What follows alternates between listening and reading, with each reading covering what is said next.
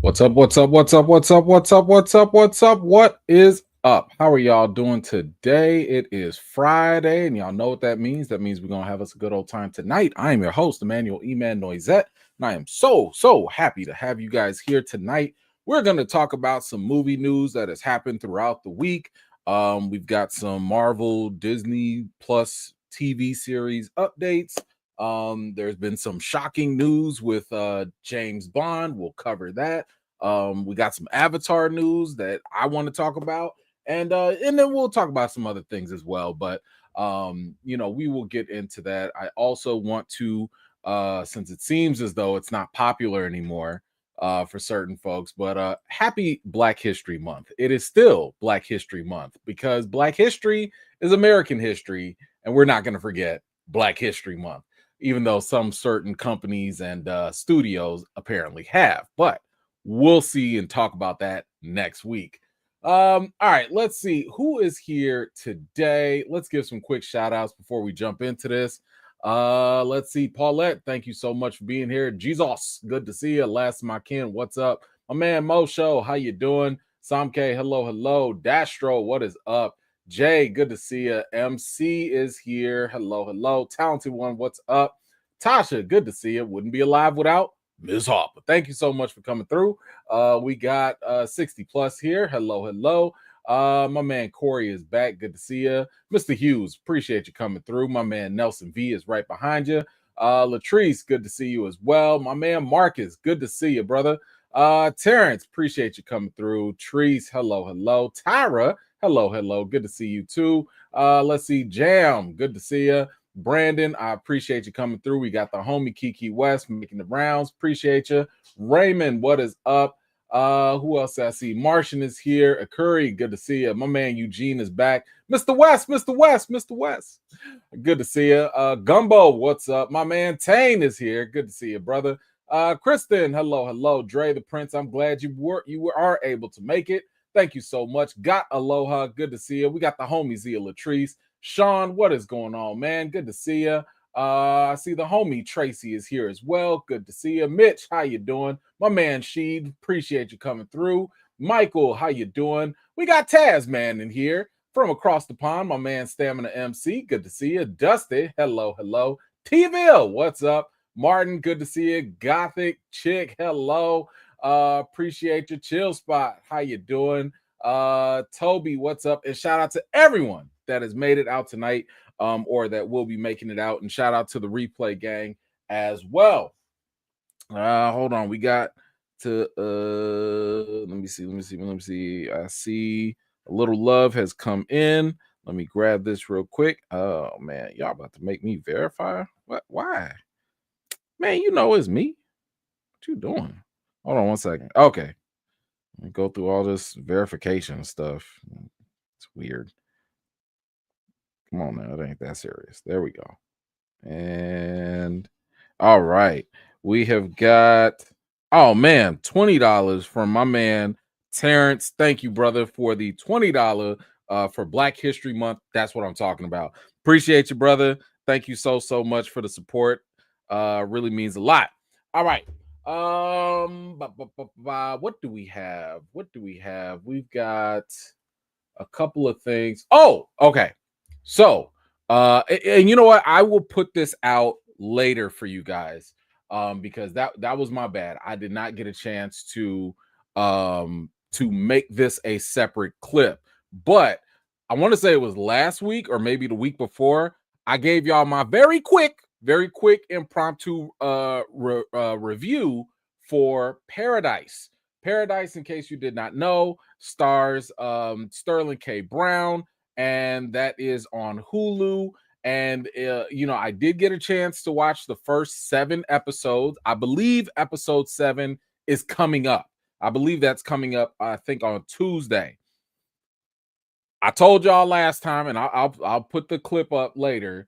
Fantastic show.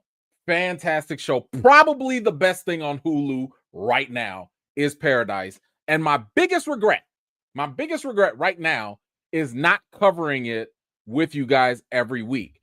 And part of the reason why that is because I was a little triggered What made me triggered, excuse me, what made me triggered is the fact that Hulu didn't want to come up off that last episode because it's 8 episodes in total. So I'm sitting here like weeks ago, I got all the way up to 7. I'm like, yo, this is good stuff, right? This is a good show. But why are y'all holding on to 8? Now, it could be for a couple reasons. One, maybe episode 8, the finale, isn't done yet. 2, maybe they think that it's just not very good, so they want to wait to the last minute. Or 3, it's a banger, right? We don't know. But my thing is, I don't want to get all invested, spend a lot of my time covering a show. Y'all know I try to go deep with, covering the shows with y'all. All for it to just be for nothing. Like if the ending is terrible, or if y'all not even gonna do nothing with it, like if it's just gonna be canceled or something. Because I remember I was watching Teacup. I watched Teacup first season. It was cool. It was all right. Right before I was getting ready to even think about covering it, canceled. Now, what are we doing? So I didn't want to jump into it, even though I really, really like the show. However, we have an update here about Paradise, and I think this is the game changer because Paradise has been renewed for season 2 at Hulu. Guys, I think that's all we needed to know. I think that's it. If it's okay with y'all, I think it's time that we cover Paradise. Because now that I know it has a future, I'm more comfortable actually covering this show now. Now, I know I should have before, but like I said, there was too many signs and I didn't know what was going on. But now, I'm ready. I'm ready for this. So I think we will go ahead and cover it. I don't know. It's up to y'all if y'all think we should cover the last episode, even though I haven't covered the previous 7. But I will say this. Okay, well, let me ask y'all that. Let me ask y'all now. Should we start from the beginning and work our way up, or should we just jump right in for episodes 7 or 8 and then just go back later? Y'all let me know. Should we just jump in now? Should we go back, do it properly? However y'all think, let me know your ideas. But I do want to tell you this because I said it last time. Y'all are about to watch episode 7. It's called The Day. I'm not spoiling nothing for nobody that hasn't seen it. That had me in all my emotions. Like, all my emotions. Episode 7 had me watching this thing, and I'm like gripping my chest because it was so scary, given how realistic it felt. And of course, Sterling K. Brown can make you cry in an instant. Just watching this brother just makes you want to cry. That episode might be, and I know this is a bold statement, it might be the best thing I've seen on TV for at least the last year, give or take. So I cannot wait until everyone watches episode 7. Because to me, I was like, if y'all end it on episode 7, that is the perfect cliffhanger. That is the perfect place to stop. I don't need to see no more. Let me just get to season 2. But there is an episode 8. I haven't seen it yet. I don't know if they even gave it to me yet. But yeah, that is definitely something that I cannot wait for y'all to get to. So I'm gonna read y'all comments when we get back, or when this gets done, and see how y'all want to go about it. I'm a completionist. I'd prefer to kind of start from the beginning and work our way up. But I'll see what y'all want to do, and we can go from there. Okay, that was a very long update. Okay, so we got that. Paradise is coming back. So y'all remember the Christopher Nolan movie? So we found out that it's Odysseus, which is a very famous Greek mythology story. And the cast has been bananas. We got Tom, what's the Spider-Man kid? Tom Holland's gonna be in there. Matt Damon's gonna be in there. I think they said Zendaya might be in there. I don't know. It's so many people. It's ridiculous. The cast is ridiculous. But at this point, when it comes to Christopher Nolan, everybody wants to work with him, so it makes sense. However, we did get our first look at one of the characters, and that was Matt Damon, who actually, and I did not see this coming, he is actually going to play Odysseus himself. And this comes out July 2026. Now, I'm on board. I was on board the moment you had me with Greek mythology and Christopher Nolan. That I didn't care who was going to be in there. You know Christopher Nolan at this point. If you could make close to $1 billion about some scientist making a nuclear bomb, you're going to make some money off of this. Okay? This is going to do some damage. But at no point did I have Matt Damon on my list as playing the title Greek Roman person. I'm just saying, I'm worried. I'm not saying it's going to be bad. I'm pretty sure it will be successful, but I am worried because I don't remember, and somebody can correct me if I'm wrong.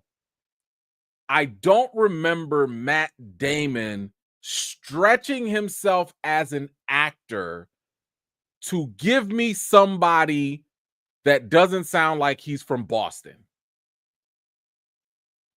Now, again, I haven't gone down his IMDb. My memory could be short on this, but I don't know if he has the range to play someone from ancient times. And what I'm worried about is, are you about to just show up and just... Now, listen, I know this is a double standard. I know it is. Denzel didn't have to do no stretching. Okay. Denzel showed up in Gladiator 2 and talked with his New York accent like it was no problem, and no one cared. Nobody blinked, nobody cared. Okay. My Gladiator. Like that's just what it was. But Matt Damon is not Denzel. And it's Black History Month, so Denzel gets a pass. I'm just saying, I don't know what they're going to do with this, but we'll see. I guess. Maybe. I mean, are they going to have like Roman Greek sounding accents? Are they going to all sound British? Because y'all know the go-to for anything old is just British, you know. I don't know. But y'all let me know, what do you think about Matt Damon? This is our first look of him as Odysseus and Christopher Nolan. Like I said, I'm still showing up. Regardless. I'm probably watching only the first trailer. I do not need to watch more than that. I'm already convinced. If I'm already convinced, there's no reason to go watch more stuff. So I'm here for it. We'll see what happens. Now, we got another movie or another quick update. Now, I don't really know how to set this up, so I'm just going to jump right into it. Will Smith making a nice little comeback, you know, which I don't think he should have ever really been canceled, but he's making his comeback regardless. And he jumped on a stream recently with some person on Twitter. I don't know who this person is. I don't watch Twitch streamers, so I don't know. Outside of Kai Cenat, like I don't really know anybody else. But apparently he jumped on this other person's stream and he announced a couple things. One, he reconfirmed that him and Michael B. Jordan are obviously going to be working on the I Am Legend sequel, so that's fine. We already knew that, but he did drop something else, which I don't think we talked about, and that is Hancock. Hancock's the sequel, part 2, is actually in the works, and he plans to approach Zendaya for a role. So I think I'm okay with this. I mean, for one, I enjoyed Hancock. I don't remember the full story, which is good because that for me is a prime opportunity for me to go rewatch it, with the different mindset and stuff. I think I liked it. I'm pretty sure I liked it. I remember I didn't hate it, but I do like the originality of it, but I need to go revisit it. And I think approaching Zendaya for the role kind of sort of feels like a little obvious. So let me get this straight. So she's Hancock's daughter. I mean, it would make sense. I mean, Zendaya is biracial. Hancock did have his thing with the other white lady, with Charlize Theron. So, maybe the daughter of Hancock. I don't know. I'm okay with it. I'm interested. I'm not excited, but it's Will Smith. I'm probably gonna watch almost anything Will Smith does anyway. So I'm cool with it. Y'all let me know, how'd you feel about Hancock sequel? Is that something you're interested in? We got Leonardo DiCaprio, who stayed making movies. And now apparently he is in talks to star as Evel Knievel in a biopic directed by Damien Chazelle. And that is going to happen in this summer. Now, maybe this is just me. I don't know a lot about Evel Knievel. Now, I know that he was a daredevil. I know that he would do these stunts. I don't know. Maybe y'all can help me out about what the big deal is for him. Like what do y'all really, what's there? What is there? Because I'll be honest with y'all. Hold on. I'm gonna find them for you right now. I'll be honest with y'all. There's only one Daredevil besides Matt Murdock that I ever really paid attention to, and that was just me being a kid. And that was Super Dave. Super Dave was the only Daredevil that I really paid any attention to. Now, forgive my youngness, forgive my being naive. Maybe Super Dave was based off of Evel Knievel, probably. I'm just saying this is all I know. So watching anybody else, I don't have a strong connection to. That's all I'm saying. But Super Dave was the only one I really knew about. But if Leo is doing it, I can feel confident that it's something worth watching, because Leo is one of those kind of guys. If he's going to do something, that it's probably got something behind it that he's going to make good. So I'm okay with it. Like if anybody else was doing this, I would pay this no mind.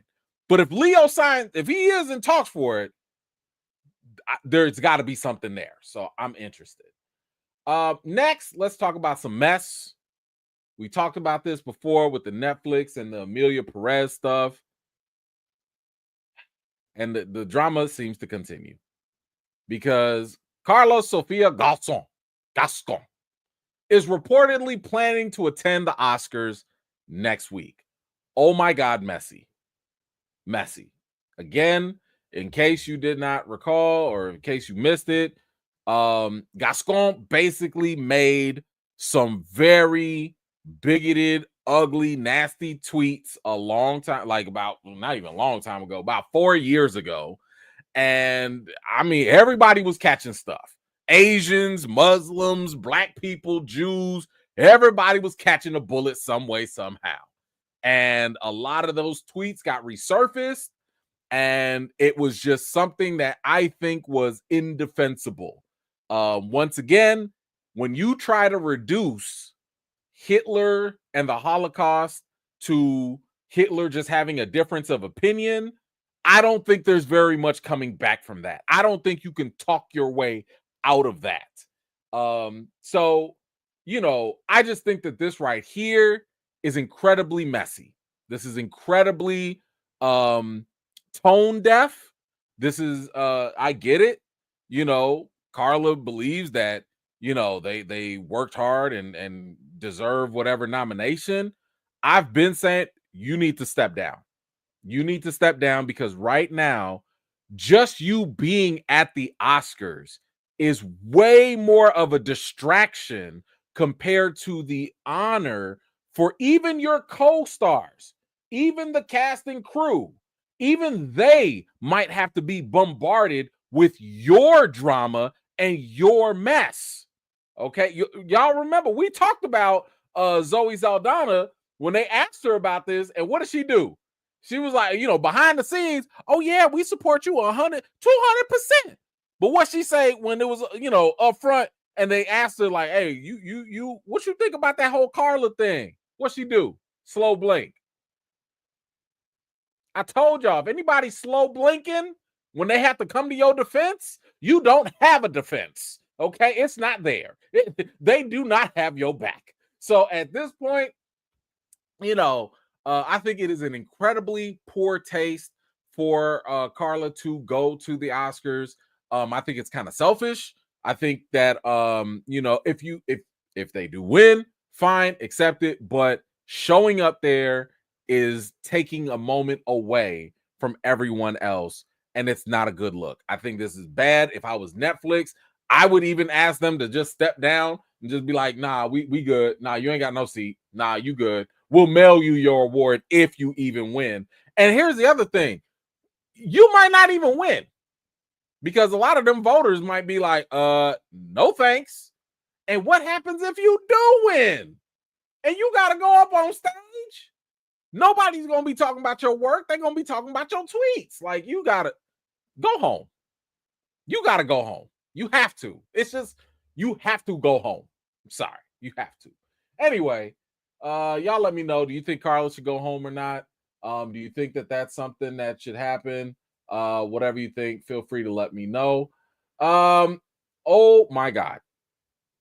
Y'all. Okay. I need my gamers to help me out with this first and foremost. Kiki, where you at? Kiki, are you here? I need you on this as well. I have never played Elden Ring. It looks way too intimidating. That game looks like it's too much of my time, too much blood pressure going up. Give me Batman, give me Spider-Man, give me DBZ. Like I don't have the time and patience for Elden Ring. But from what I understand, Elden Ring is a very, very popular video game, right? Like I've heard nothing but positive things about it. So apparently it's so popular that there's actually talks of it going and becoming a movie. So, y'all boy, George R.R. Martin says that there are talks about making an Elden Ring movie. I need some help. I want to. I don't know how often we have to go through this. If I could just please give a message to my fellow people in the press. Stop interviewing George R.R. Martin. Okay, please. Stop asking this man questions. Do not stop him. If you see him on the street, let that man drink his coffee. Don't ask him nothing about Game of Thrones. Don't ask him nothing about no Elden Ring. Don't ask him about nothing else. Let this man have his time to go write his book. Okay? What is it? Winds of Winter? I swear, George R.R. Martin has to be a professional procrastinator. I've never seen anybody find every and any reason not to do one thing. The one job. This man got one job. Finish your books. Why are you commenting on Elden Ring? Now, I don't know. Did he write Elden Ring? Is that part of his story? I don't know. I'm just saying, even if it was, go write your book. Sir, go home. Stop it. Stop talking to people.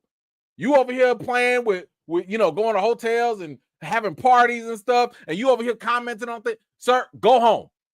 What's the Elden Ring in the Winds of Winter? Why don't you talk about that? Do the dragons, do they have rings? That's what, look, the only question I need y'all to ask him is, are you done?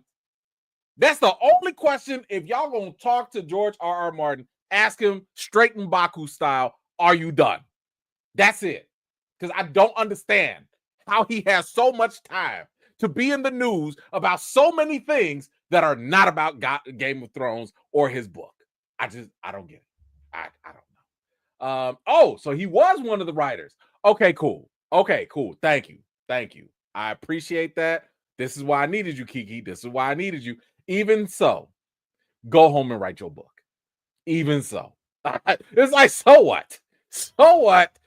Go, because all y'all finna do is distract this man even more. Because the moment Elden Ring becomes a movie, he gonna be like, you know what? I haven't been able to finish my book because I gotta go be a producer on Elden Ring now. You know I gotta get that done. No, sir, you already 10 years behind. Go back and finish Winds of Winter before you look at anything else. Close your eyelids and go pick up your pen and go write something else for Winds of Winter. Don't look at Elden Ring at all. Oh, man. See, anyway.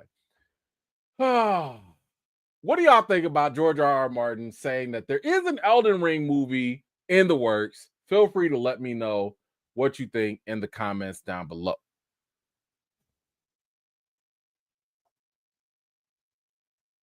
Did y'all hear that?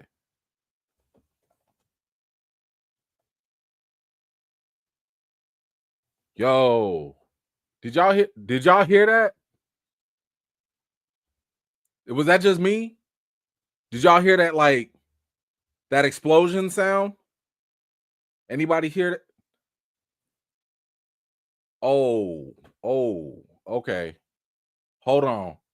Because I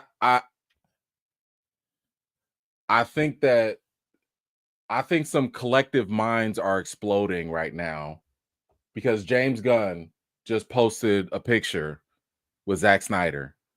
And I know there's a group of people out there right now, their heads are exploding. They have to. That y'all didn't. What did this man say? He said, always a pleasure catching up with my friend Zack Snyder, the filmmaker. What? Oh, they dying. Somebody call. Where's Wyclef? Someone call 911, please. Oh, they not cool. Can y'all please go check on your fellow Snyder fan? Please go check on them. I know they are not well right now. Just thoughts and prayers. Because the sight of them seeing James Gunn in the same room, touching him. You see this? He got his arm on his shoulder. He's touching him. Oh, they not good. They not well. No. They not gonna be able to sleep at night now. His friend? Y'all friends? You mean to tell me James Gunn and Zack Snyder don't have some crazy tribal beef like they have on Twitter? What? Oh, I can't process this. I am perplexed. I'm bewildered. I am a state of confusion right now. What? How does this even work? Is that what? Whew. Well, okay. Y'all gonna have to help me with this. I can't even explain it. I can't explain it. It's just, I don't know why he would want to set the internet on fire with this. Why would James Gunn want to do this? This is irresponsible. This is irresponsible. I'm sorry. Okay, guys, I don't know. Like, if you're okay, I'm happy for you. If you're not, please go visit your local hospital just in case. Apparently, these guys don't have real animosity. Apparently, they're actually okay with one another. Crazy world. But y'all let me know. What do you think about James Gunn doing this dastardly deed of posting this picture with his friend, Zack Snyder? Y'all let me know in the comments down below. All right. I'm sorry, guys. I had to set it up for you. I had to set it up. I'm sorry. We gotta have fun, right? We gotta have a little fun. It's okay. Tracy, thank you so much. Love Paradise. Please cover it. Missing first season was a crime. It was. I take full responsibility. That was my fault. You know, there's a lot of criteria that goes into what I'm going to devote my time to cover because I only do this part-time now. So what am I going to do when I get off my 9 to 5 and come home and spend even more time to research and write a script and get pictures and all that. What am I gonna do? And I don't know. There was just one too many red flags, but I do regret it. I do regret it. I think I need to make a video about that one day for creators, like the 5 signs you need to know if you have a winning hit. Because I know it's a struggle. It's a real struggle. I know this is not y'all problem, but for us creators, it's a real struggle to figure out in the plethora of all the TV shows, the movies to cover, which one do you get? Which one do you pick? Because if I go cover something like, let's say Daredevil, we will cover Daredevil, by the way. But if we go cover Daredevil, I'm not gonna go make a million views off of that or nothing, because everybody's gonna cover it. But I'm gonna do it because it's fun, and we gonna have fun talking about it. But trying to find that diamond in the rough, whoo, that's hard. But finding From, I got lucky. I got lucky with From, but it's more complicated than I think some people think. 60 plus Paradise, yes, season 1 and 2 start from the beginning. Okay, say less. I think that is exactly what we will do. Let's see, talented one, what you got? This show made me imagine Sterling K. Brown as King T'Challa variant. Brilliant, calculated. He can be the T'Challa from the Avengers Assemble. It's not a stretch variant, looks like his uncle. So here's fun fact. Sterling K. Brown has wanted to play Black Panther T'Challa for a long time. I don't know if I still have it, but when I first interviewed Chadwick, God, what was this? I think this was 2016 or something like that. I think it was 2016. I interviewed Sterling K. Brown right before I interviewed Chadwick, and I think I had asked him who he wanted to play. And not only was Black Panther one of those options, but he also said Green Lantern. Also, he wants to play Jon Stewart.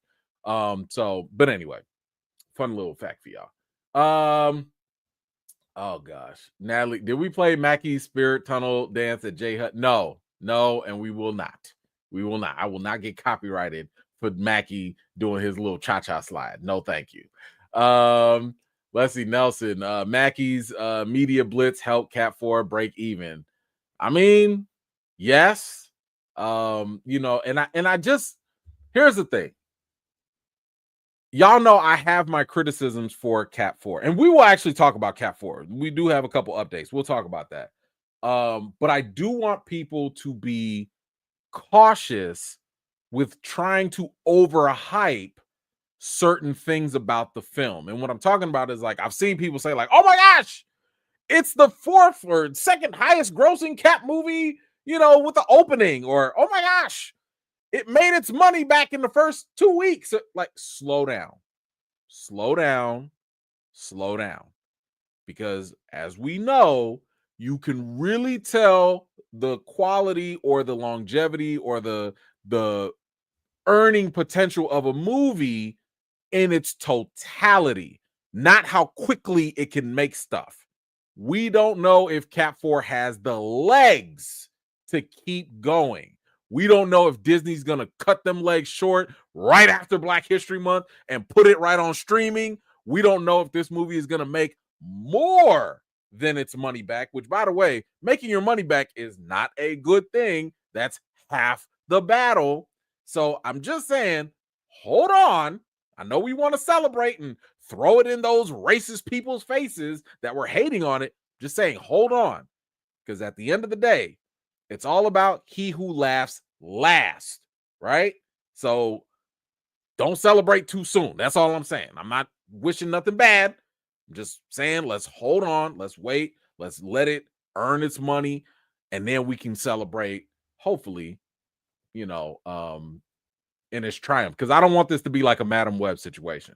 I don't want it to be something where everybody rushed to go see Cat 4, and then they was like, nah, word of mouth killed it, and they don't want to go see it. And then now we stuck here celebrating a movie that really didn't do very well in the long run. So let's hold on.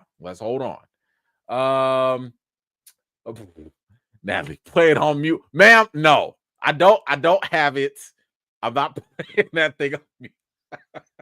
Actually, they still will flag it. They can still flag it, by the way. But I'm not getting in trouble for Mackie. I can't do it. I appreciate you though.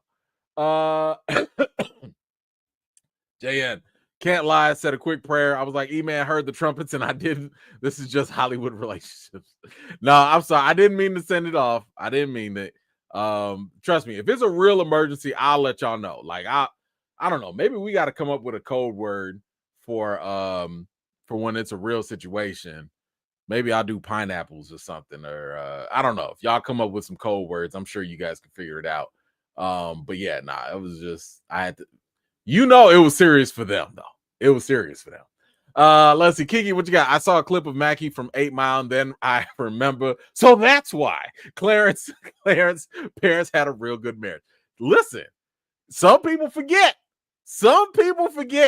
But listen, everybody has a chance to reinvent themselves. So he has a chance right now. All right, let's go to some other news here. Thank you all for those. I appreciate that.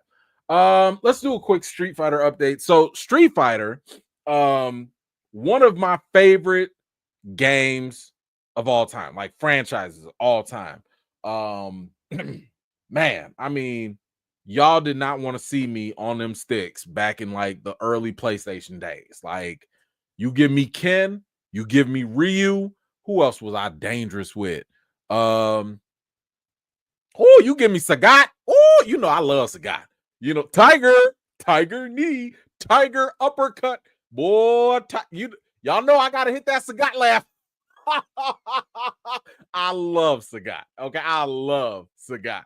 But Street Fighter, the franchise, has been one of my favorites. The movie, the live action, Jean-Claude Van Damme, trash. I mean, trash. As a child, while I'm watching the live action movie, I couldn't process the difference between the fact that I'm watching something that I love and that this movie is absolutely garbage. I could not process that at that time when I was 8, 9, 10, whatever, how old I was at that time. But the animated movies, fire. The Street Fighter, the animated movie. Let me tell you something. Y'all go watch that movie if you haven't already. I don't care how old that thing is. That movie was fire. Like, Chun-Li versus Vega.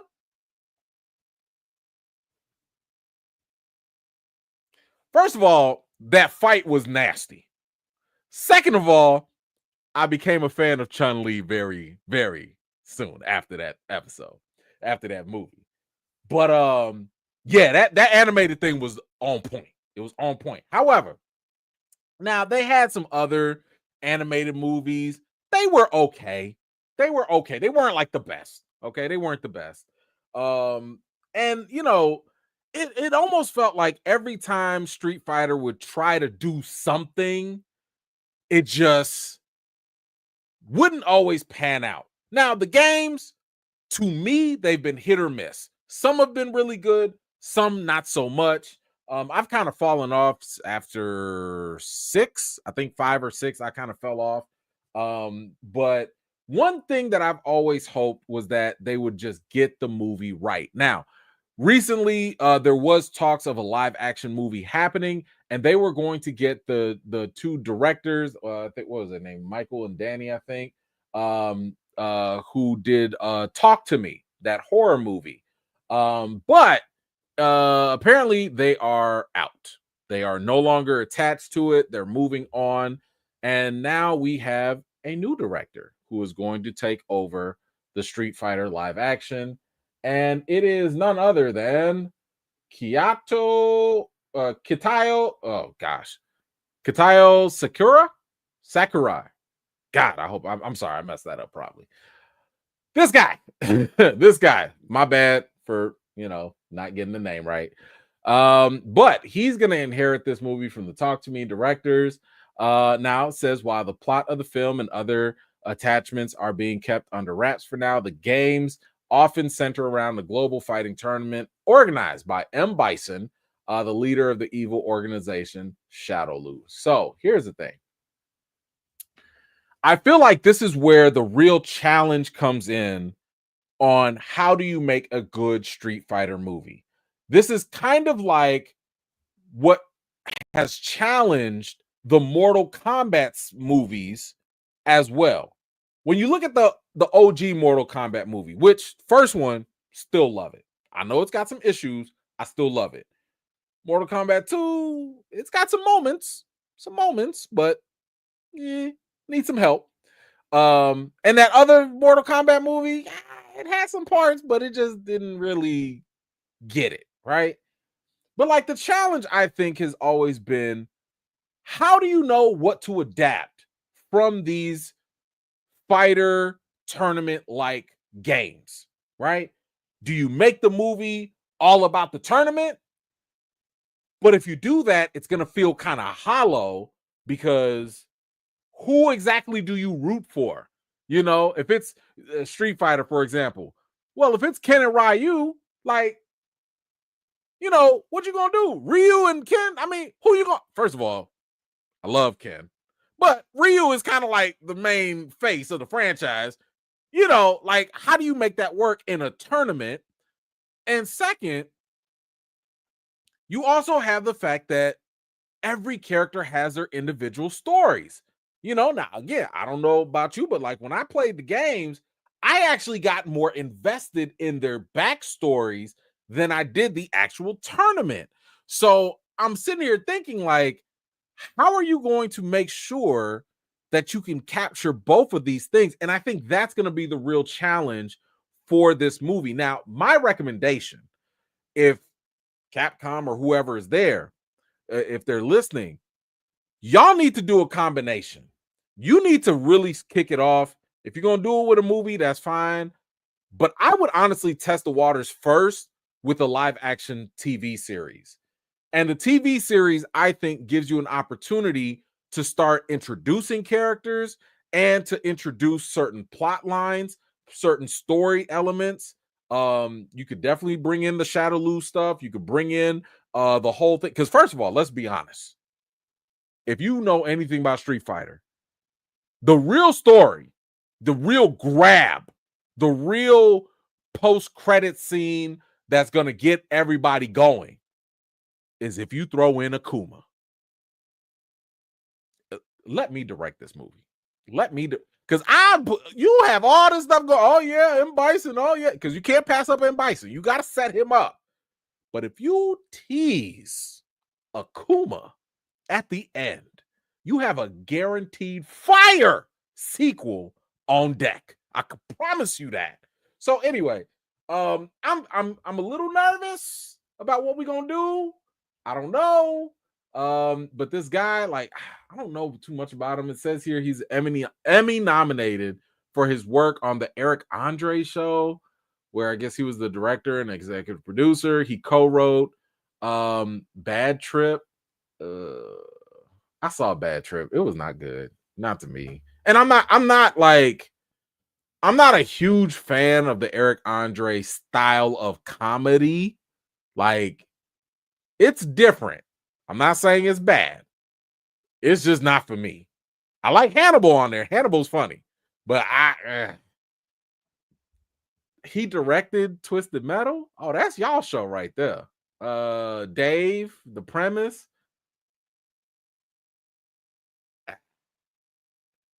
Yeah, I don't know if this is I don't know if this is giving me a huge vote of confidence for this. And I really do believe that the Street Fighter story has a lot of untapped potential, but you really got to hit it like with the intention of, we're going to make this a franchise.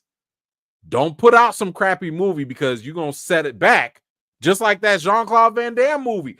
Nobody wanted to touch Street Fighter after that live action disaster. They was like, nah, this is dead. So I don't know. But you guys let me know. What do you think about a Street Fighter movie? What do you think would be necessary to make the movie work? Obviously, you need some great martial arts. You need some good action, of course. But is there something that you're looking into or looking forward to if you were to watch this? Whatever you think, let me know in the comments. Tariq, start from the beginning. They're airing season 1 on Paradise on ABC in April. Oh, great opportunity for new eyes on the channel. See, now you're talking my language. Okay, all right. Yes, I think that'll be a good idea. Okay, I didn't know that. I did not know that because I guess everybody don't be watching Hulu, and that's understandable. All right, moving on. Oh, we got another video game update. Sifu. So my coworkers actually put me on Sifu.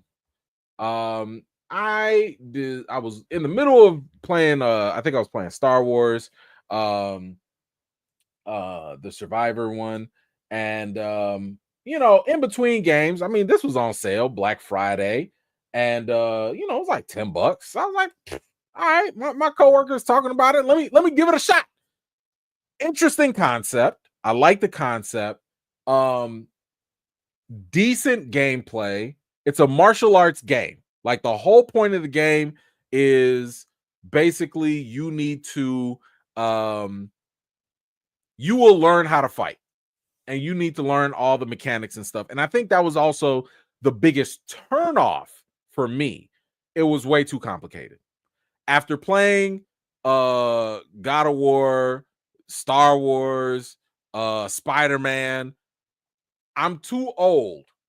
I'm too late in the game to try and remember all these complicated mechanics of high block, low block, grapple this and punch that, but counter this and shift to the right, but shift to the left. And I can't do that.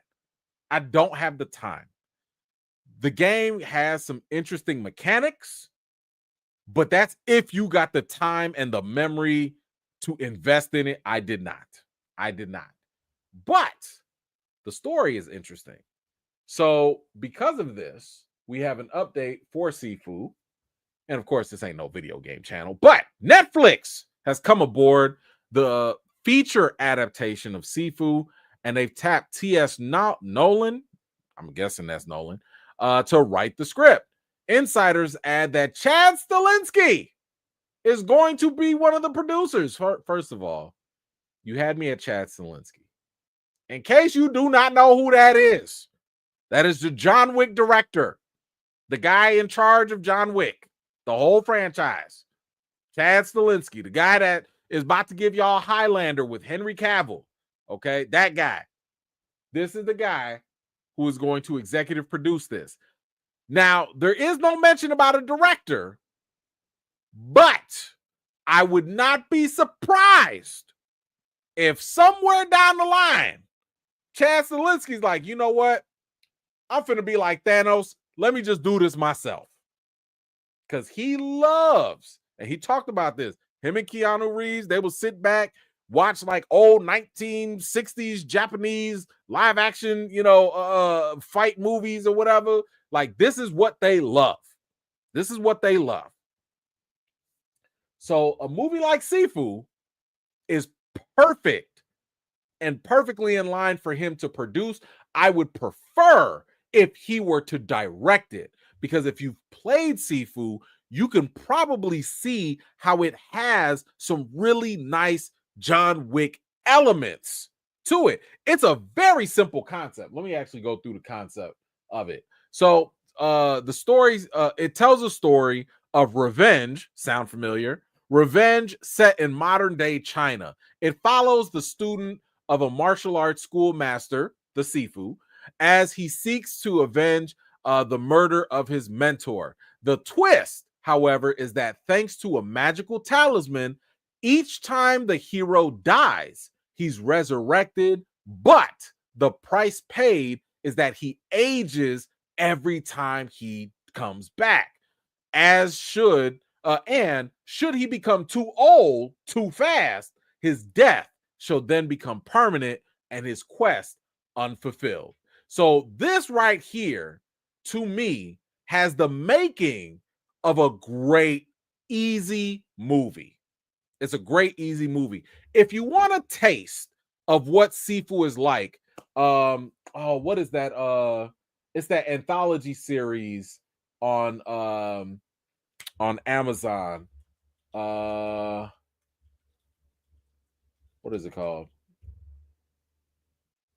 Secret Level. Yeah.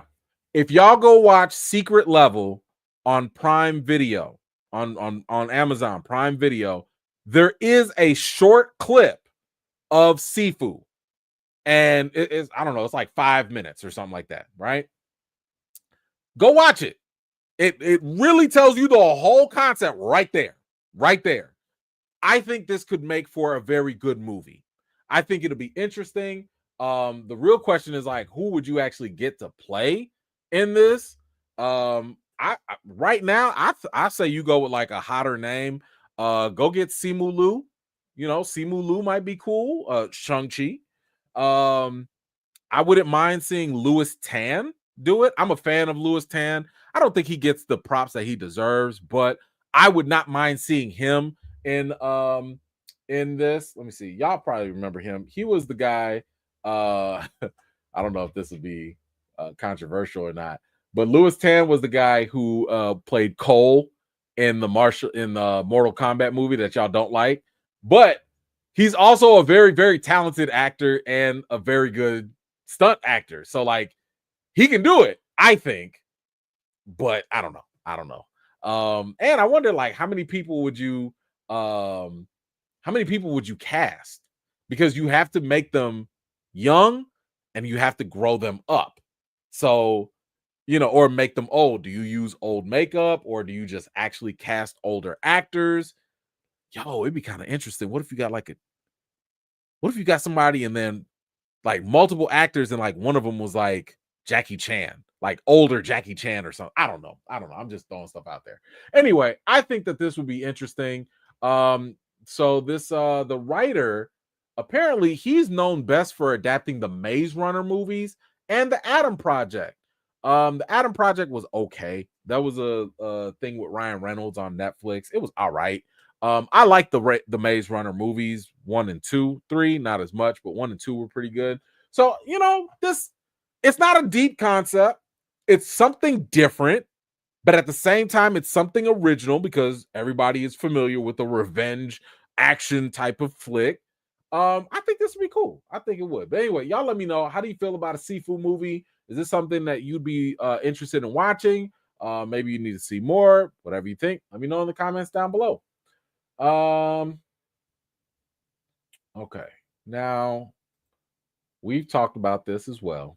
Y'all know I love me some Constantine. Constantine has been something that ever since it came out with Keanu Reeves, I've been a huge fan, huge supporter of it, and I've been looking forward to any and all opportunities to have this movie happen. But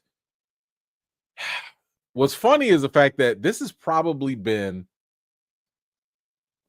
in development hell way more and way longer than Blade. Okay. Like this has been something that they've been talking about for a long time, but they ain't getting no traction, nothing. But we do have an update. Now, I don't want to get nobody's hopes up. It's a minor update. It's not a major update. It's a minor update. But we do have, I believe this is from the director of the first Constantine movie, Francis Lawrence, I believe. And he did give a little update on what we're doing with Constantine too. Like, what's up? He said, I will say we are closer than ever to being able to do a sequel, which is a great thing. And Akiva and Keanu and I are super, super excited about it. Okay, that's nice. What else you got? And he also says here, we have a great idea. We have gone through a bunch of the comics over the years and looked at things. I will say that there's probably grains from things that we're pulling, but in truth, most of it is just coming from the three of us, you know, loving the character, loving the world, having it sort of in the back of our minds for 20 years and just kind of percolating on ideas and stories and characters we love and ideas we love. First of all, you had me at you went through the comics. I like that because for me, it's I get a little frustrated when I hear creators act like y'all don't have a plethora of source material to draw from. And then y'all be like, we're just waiting for the right idea. Look at the comics. That's literally why the comics are there. The comics are there to give you so much inspiration. And no one's saying you got to adapt them 100%. But my goodness, I've seen in the meantime from the release of the movie, I've seen Constantine TV shows. I've seen some animated movies. There are comic books. You cannot sit here and tell me that at any point there wasn't something there that could have been like, aha, that's what we should do with Constantine. So anyway, I'm just happy that apparently they're getting closer. I'm glad they got that spark, some inspiration. Let's go. Just hurry up. Let's go. So y'all let me know, how do you feel about this update for Constantine 2? Is this something that you're still looking forward to? Do you think maybe it's a little too late? Maybe your interest after 20 years is gone? I'd understand. Whatever you think, let me know in the comments down below. All right. Next up, we have Scorsese. No, he is not complaining about superhero movies. But y'all know Scorsese is going to Scorsese. And one thing he gonna do, if he's not complaining about superhero movies, he's absolutely going to make a movie with Leonardo DiCaprio. So we talked about this before, I believe. But now we have a new development because we got some more actors. So in addition to Leonardo DiCaprio, we got some big names jumping on board to his movie, and it is none other than The Rock and Emily Blunt. Yes, Jungle Cruising it up. It says here, Martin Scorsese directed untitled drama that would star Dwayne Johnson, Leonardo DiCaprio, and Emily Blunt. Now, I have to say, when I first heard this, I was like, come on now. Like, I don't know how I feel about The Rock showing up in any movie that ain't got to do with Moana, Jungle Cruise, or, just something that's like his own thing. Because I can't see The Rock being a supporting character in some other type of movie without seeing The Rock first. Like, I'm not used to seeing that. I'm not saying it's impossible. I'm just saying I'm not used to it. And my fear was, I hope he doesn't stick out like a sore thumb. Like, I hope that you're giving him so I'll give you an example. If you've ever watched the movie Snitch, the movie Snitch is a movie where Rock really tried to take a leading role, and it wasn't like an action film. It wasn't supposed to be like, some fantasy thing. It was really based off a real life guy, and he was a snitch. Like, he was reporting to the police, blah blah blah. He was supposed to be like an everyday average guy, right? The problem is, even in the movie, The Rock was still The Rock. And there was a scene where this man was getting beat up, and I was like, wait a minute.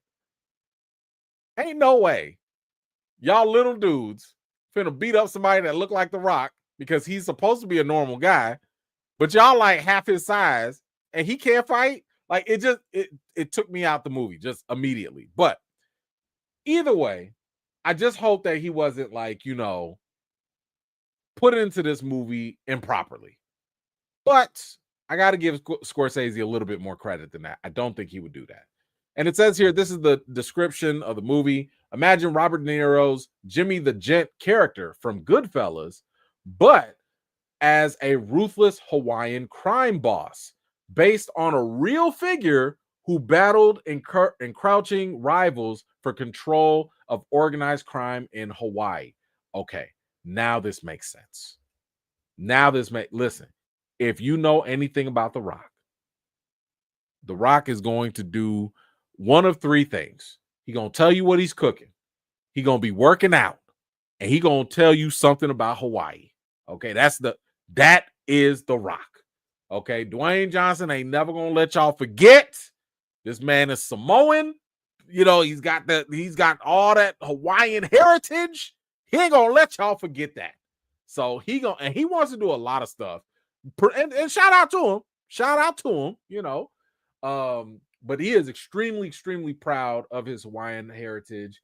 And that's something that makes more sense. So it says here that it's going to be written by Nick Bilton. But here's some more about the movie.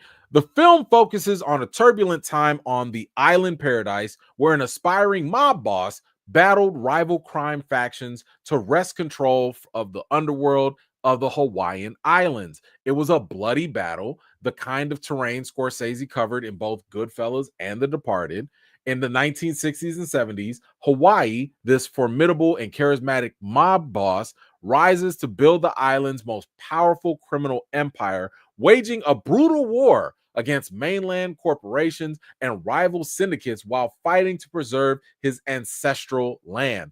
It's based on the untold true story of a man who fought to preserve his homeland through a ruthless quest for absolute power, igniting the last great American mob saga where the war for cultural survival takes place in the unlikeliest of places, paradise. If this does not have The Rock written all over it, I don't know what does. Like, I really do believe that if they had cast anybody else except for The Rock would have been pissed. The Rock would have been like, not on my watch. The Rock might have tapped into Drake energy and been like, I'm suing. He had to. I'm sure of it. So this sounds absolutely perfect for him. From what I see here, it sounds like Emily Blunt and The Rock actually pitched this to Scorsese, and that actually got him interested in making this movie. So it's interesting though, because this kind of feels like what was the last movie they just did with Scorsese and Leo with the Indians and stuff. It feels like this is going to be kind of like right along the Killers of the Flower Moon. It feels like it's going to be very similar to that, where The Rock might actually be the main character and Leonardo DiCaprio might be the co-lead, but kind of take a back seat. So people might think it's a Leo movie, but it's really going to be a Rock movie. So I don't know. We'll see. But anyway, y'all let me know. What do you think about this? How do you feel about The Rock pairing up with Scorsese and DiCaprio and Blunt? Is this a nice lineup? Do you like the story? Whatever you think, let me know in the comments down below. Oh, okay. Hold on. Mara Sharice, thank you so much. Hawaiians are not Samoan though, but Hawaiians and Samoans are Polynesian. So thank you for that. I was getting a little confused because I wanted to say Polynesian, but I was like, wait, I forget if he's Polynesian or if he's specifically Samoan, because I know he's got family that are Samoan. Their family line is crazy, by the way. The bloodline, shout out to the bloodline, but the bloodline is crazy. Like, I don't know how they just keep these folks just produce goons that are great for wrestling and football. I don't understand it, but them genetics are crazy. But thank you for that. I appreciate the clarification. All right. Oh, wait. I'm not even finished with that. Y'all know that with a Scorsese movie, somebody gonna have to pay for that. Somebody gonna have to pay for it.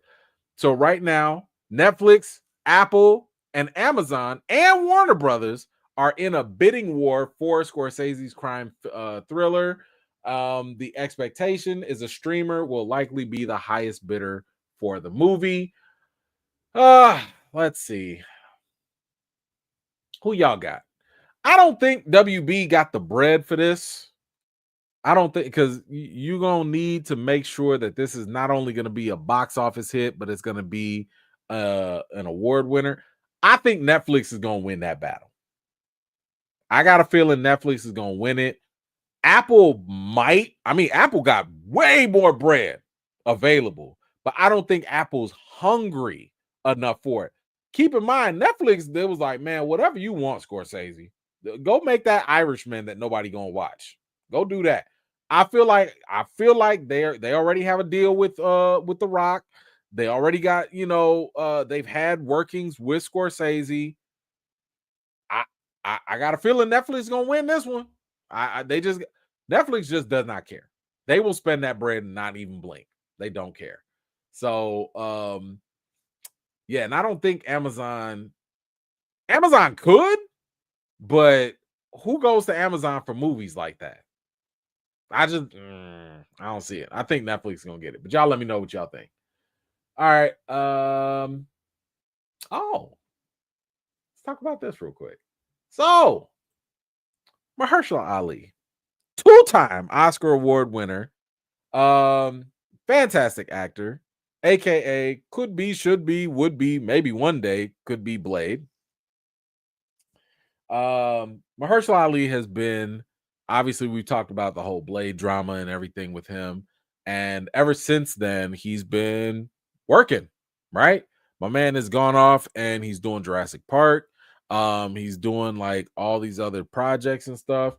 He's not sitting around waiting for Marvel. We're not going to go how deep the Blade stuff is gone. Y'all can go watch my other videos for that. But we also can't really escape the Blade stuff either, because until this movie gets done, it's not going to, or until he officially drops out, he's still going to be attached to this, right? But like I said, it's not going to stop him from doing some work. And he's got, yet again, another project in the pipeline. And that is here. It says here that Mahershala Ali has signed on to star in Your Mother, a new film written and to be directed by Bassam Tariq. The plot for the film is being kept under wraps, but that's not the story here. In case you forgot, Bassam Tariq was the first guy that they had on the roster to direct the Blade movie. And right before it was time to shoot or whatever, a couple months before production, Bassam dipped.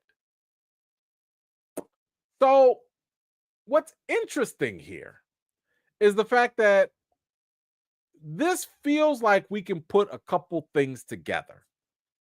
What are some things that we know, at least based off of reports? One thing that we know is that Mahershala Ali had certain privileges with the Blade movie in general that the average actor probably does not have, right? He had script approval, allegedly. He could find the directors that he likes, etc., right? So if there was any inkling that maybe Mahershala Ali was the problem for the delays and maybe he didn't get along with the director, well, this right here just kills all that noise. Because clearly, if Mahershala is cool enough to go star in this guy's other movie, looks like they didn't have a problem. Looks like everything was just fine between them. So that's going to be interesting. I can't wait for that press run. I can't wait for those interviews, because somebody going to ask like, hey man, why you leave? Hey man, y'all reunited. What went down? Somebody going to ask the questions, because you don't just go break up but then come back together. Now this lets me know if the director and the actor were not having an issue, maybe it's you, Marvel. Maybe. Or let's be nice. Maybe it was a scheduling conflict. I don't know how, because you were about to go into production. Why would you have anything else on your schedule? But I don't know. Anyway, guys, you let me know. What do you think? Are you interested in this movie? We have no idea what's going on in it, but I do find it interesting that Ali is paired up with the director that left the Blade production, and now they working together. I think it's interesting. Y'all let me know what you think. All right, moving on. Let's go into this. IG or nah? So, Instagram, social media in general, I think we all know it has come to play a certain role in all of our lives, whether you want to admit it or not. Instagram, TikTok, all of those things have absolutely played a role in not just in everyday life, but also in the entertainment world. So recently there was an interview done with Maya Hawke. Maya Hawke, in case you did not know, she was in Stranger Things. She's also the daughter of Ethan Hawke. And Uma Thurman, and looks just like her mama. Looks just like her mama. But she had talked about what it was like getting certain movies and how Instagram or your following had anything to do with that. So let's kind of talk about it because her dad weighed in on it too. So it says here in an interview, Maya Hawke revealed that she knows several smart directors who have been told by producers that they must cast actors with a certain amount of Instagram followers in order for a project to move forward. I don't care about Instagram. Instagram sucks, said Maya. Right. Well, just so you know, if you have over this many followers, you can get this movie funded. It's really confusing. It's a really confusing line to walk. Now, that is really messed up. It's sad, and I can understand that being a possibility and a reality. I could just tell you on the other side of things as a critic, right? As a content creator, YouTuber, critic, whatever. Um, the studios and some PR companies, they are starting to shift. So back in the day, it used to be, hey, are you writing good reviews? Do you give good analysis? Are you fair? You like all these things. It was about the quality of the work, right? And then over time, it was kind of like, okay, quality of the work, and well, what outlet are you with? Are you on TV? Are you on the radio? Are you on magazines? Whatever, right? And then there was another shift because social media started to come in, right? YouTube and all that. And that was cool. It was kind of like, okay, well, like, it's just another platform. But that has gone to another level because now it stopped really being about the quality. And now they're just like, how many followers do you have? Oh, you have 1 million followers. Let's put you on the red carpet. Oh, you have 1 million followers.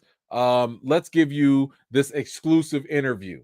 You might not even be a journalist, you might not be press, you might not have no experience, but you got followers, and that's all they care about because they think the studios now, they think if they have followers, that's free eyeballs, and that's going to make us money. So now that Maya Hawke is talking about this, it makes sense because if they can do that for content creator, critic like me, to value me based off of how many subscribers or how many followers I have or not, I'm just a little surprised, but not too surprised that they would also do this with the actors as well. So that does kind of suck that, yeah, you want this $100 million.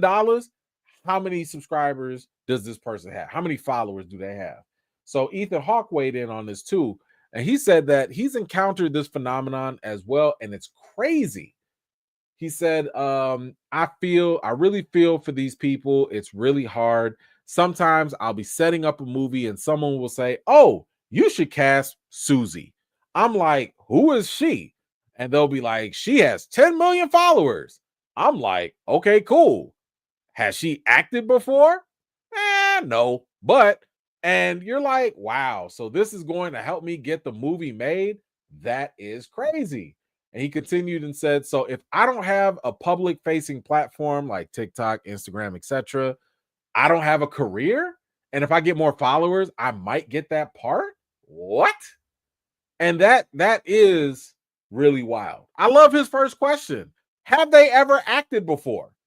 right? And I think this is part of the reason why we're starting to see a decline in quality of certain movies, because as long as they got followers, why not go, watch that person's movie? You're hoping, like, and I'm not trying to shade him or nothing, but let's throw Kai Cenat in a movie. Does it matter if he can act or not? Who cares? Look at how many followers and subscribers he has. You know what I'm saying? And it's kind of like, I kind of hope that studios and audiences don't fall for that anymore. I hope that movies like that start to fail, because it's something where you cannot just skip over the most important part of a film, which is, can you have good acting? Like, I don't care how many subscribers or followers this person has. Just because they're in a movie does not mean I care about them like that. I might don't listen.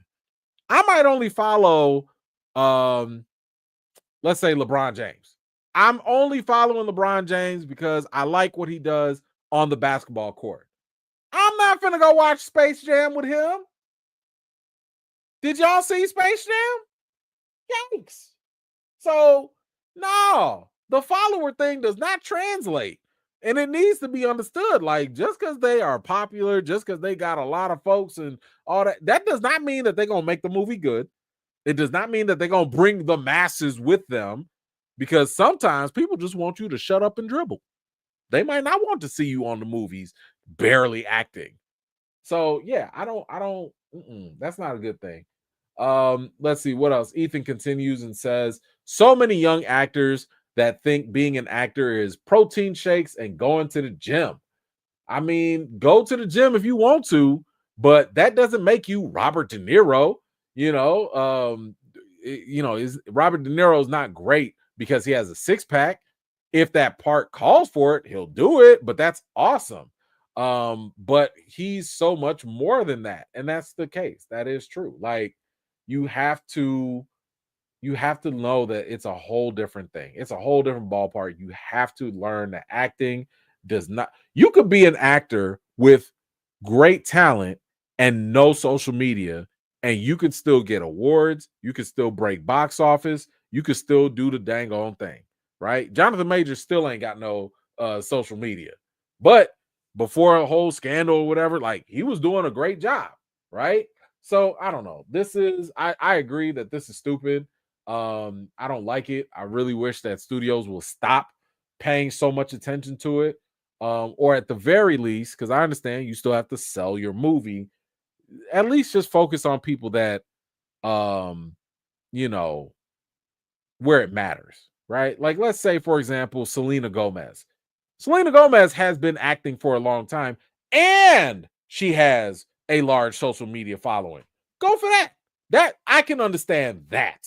At least you're going for actors that happen to also have a large following. That makes sense. But if you put in the following first before the talent, yeah, I hope y'all flop. I hope y'all flop. But anyway, y'all let me know. Do you agree with the Hawks? Do you agree that, or maybe, I don't know, maybe you have a different perspective. Maybe you think that there is some logic behind chasing the followers rather than the talent. Whatever you think, let me know in the comments down below. Excuse me. All right. Next up. Now this is near and dear to my heart for a couple of reasons. One, because Avatar to me has been probably one of the best animated shows of all time. Not the best, one of, one of. I mean, the character development is so fantastic. The emotional attachment that you start to create with these characters is something that I haven't felt in a very long time with a show, especially an animated show as a kid. To this day, Uncle Iroh, that's my boy. Okay. Every time I'm stressed, every time I need a moment of zen, I think of Uncle Iroh and I go sit my butt down and go have some tea. Uncle Iroh is great. Zuko, Prince Zuko, talk about character development. Okay, talk about character development.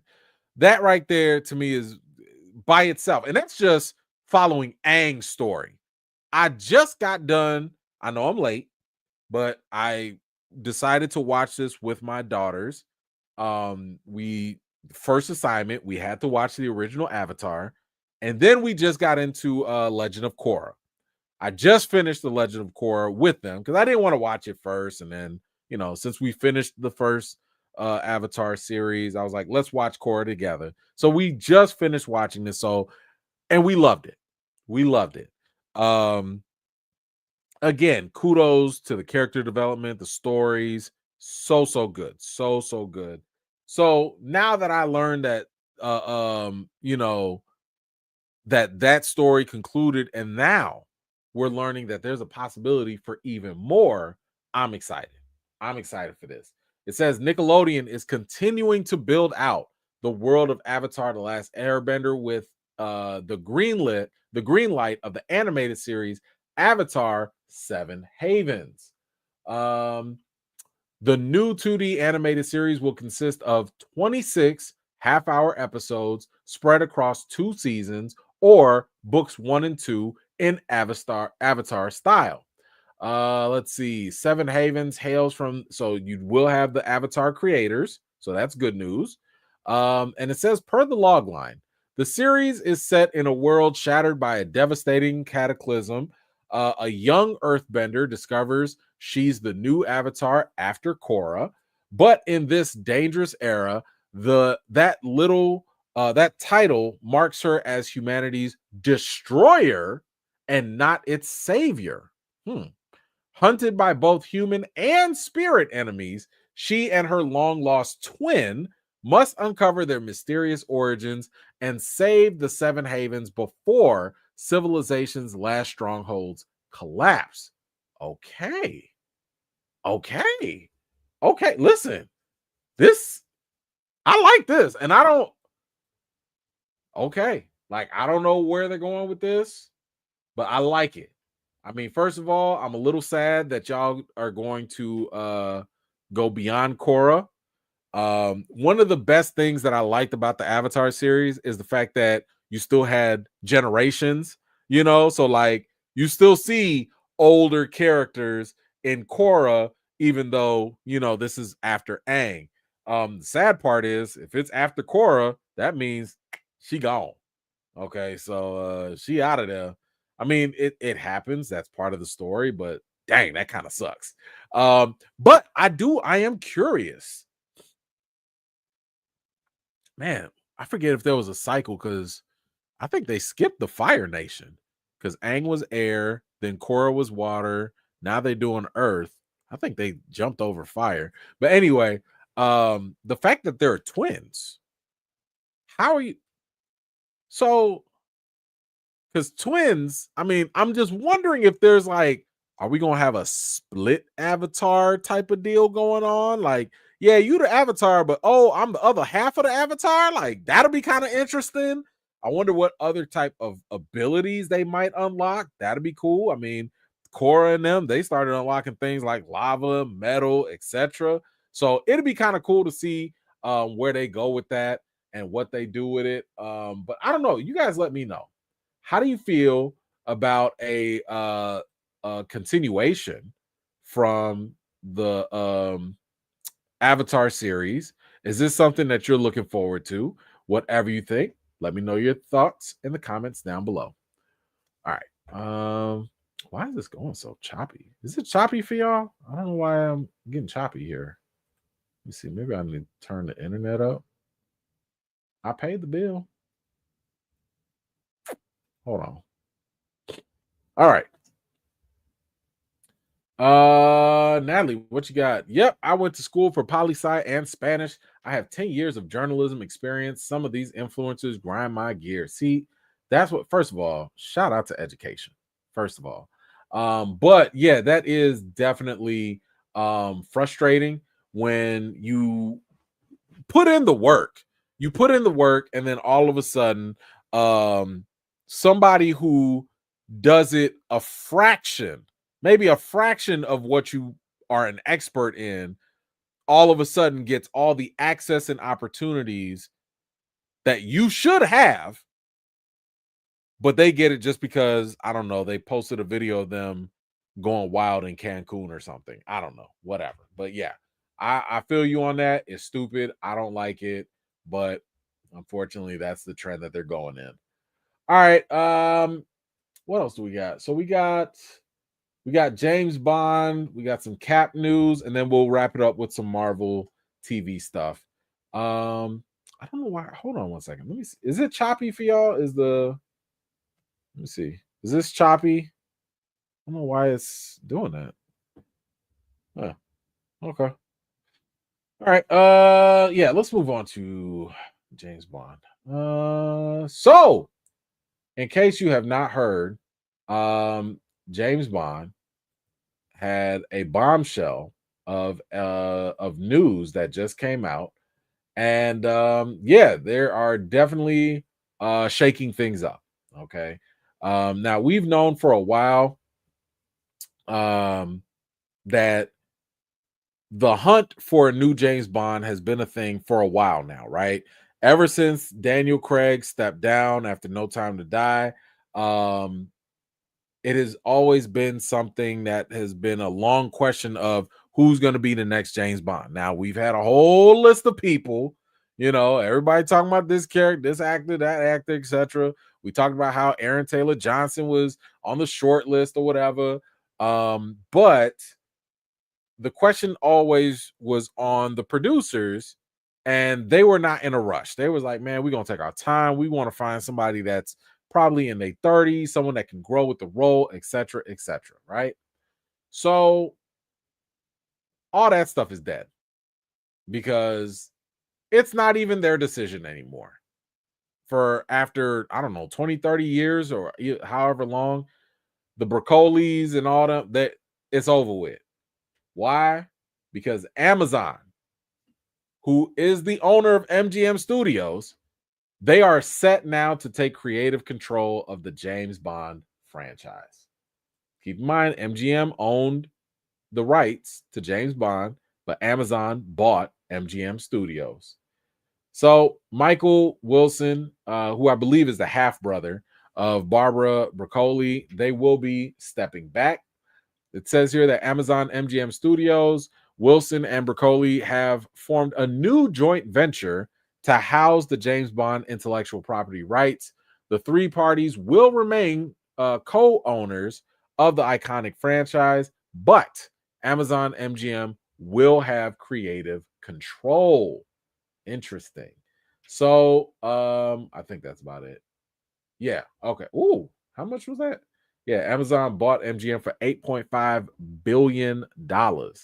So this is interesting. I mean, like, this reminds me of when George Lucas gave up the rights of Star Wars to Disney, right?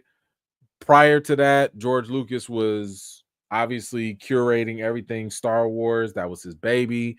And then once Disney got their hands on it, they exploded it more ways than one. But you had TV shows, you had more prequels, you had more movies, etc., more books, etc., video games, all that. So the question is that like what's going to happen with James Bond now that you are giving it, now that it's no longer under the control of only the two people that have been handcrafting and ushering this thing for a long time? Now that you give it to a broader, bigger company, the parent company, this is almost like, I know it's not the same, but it's almost like if you said, hey, we're not even going to let Marvel, Kevin Feige take care of the MCU. We're going to give it over to Disney. Let Disney take care of the MCU. What do you think they will do with that? Like anyway, that was a bad example because Marvel is Disney pretty much. But we do have some reactions to this. It says here one recipient who talked to Deadline, who received the Broccoli phone call, likened it to receiving a call about a death in the family. Yikes. It was that bad? Another person says you could tell that she was upset though, that Broccoli was upset. She sighed and said what she had to say about the impending announcement, and then we chatted about some other stuff. Ooh. So at least from the sounds of it, this doesn't sound like a willing partnership. It doesn't sound like, I mean, maybe it is, but it doesn't sound like I'm excited for this. If you talking about like, let me sigh and tell you about this news and then chat about other stuff, like I don't even want to deal with this. Yikes.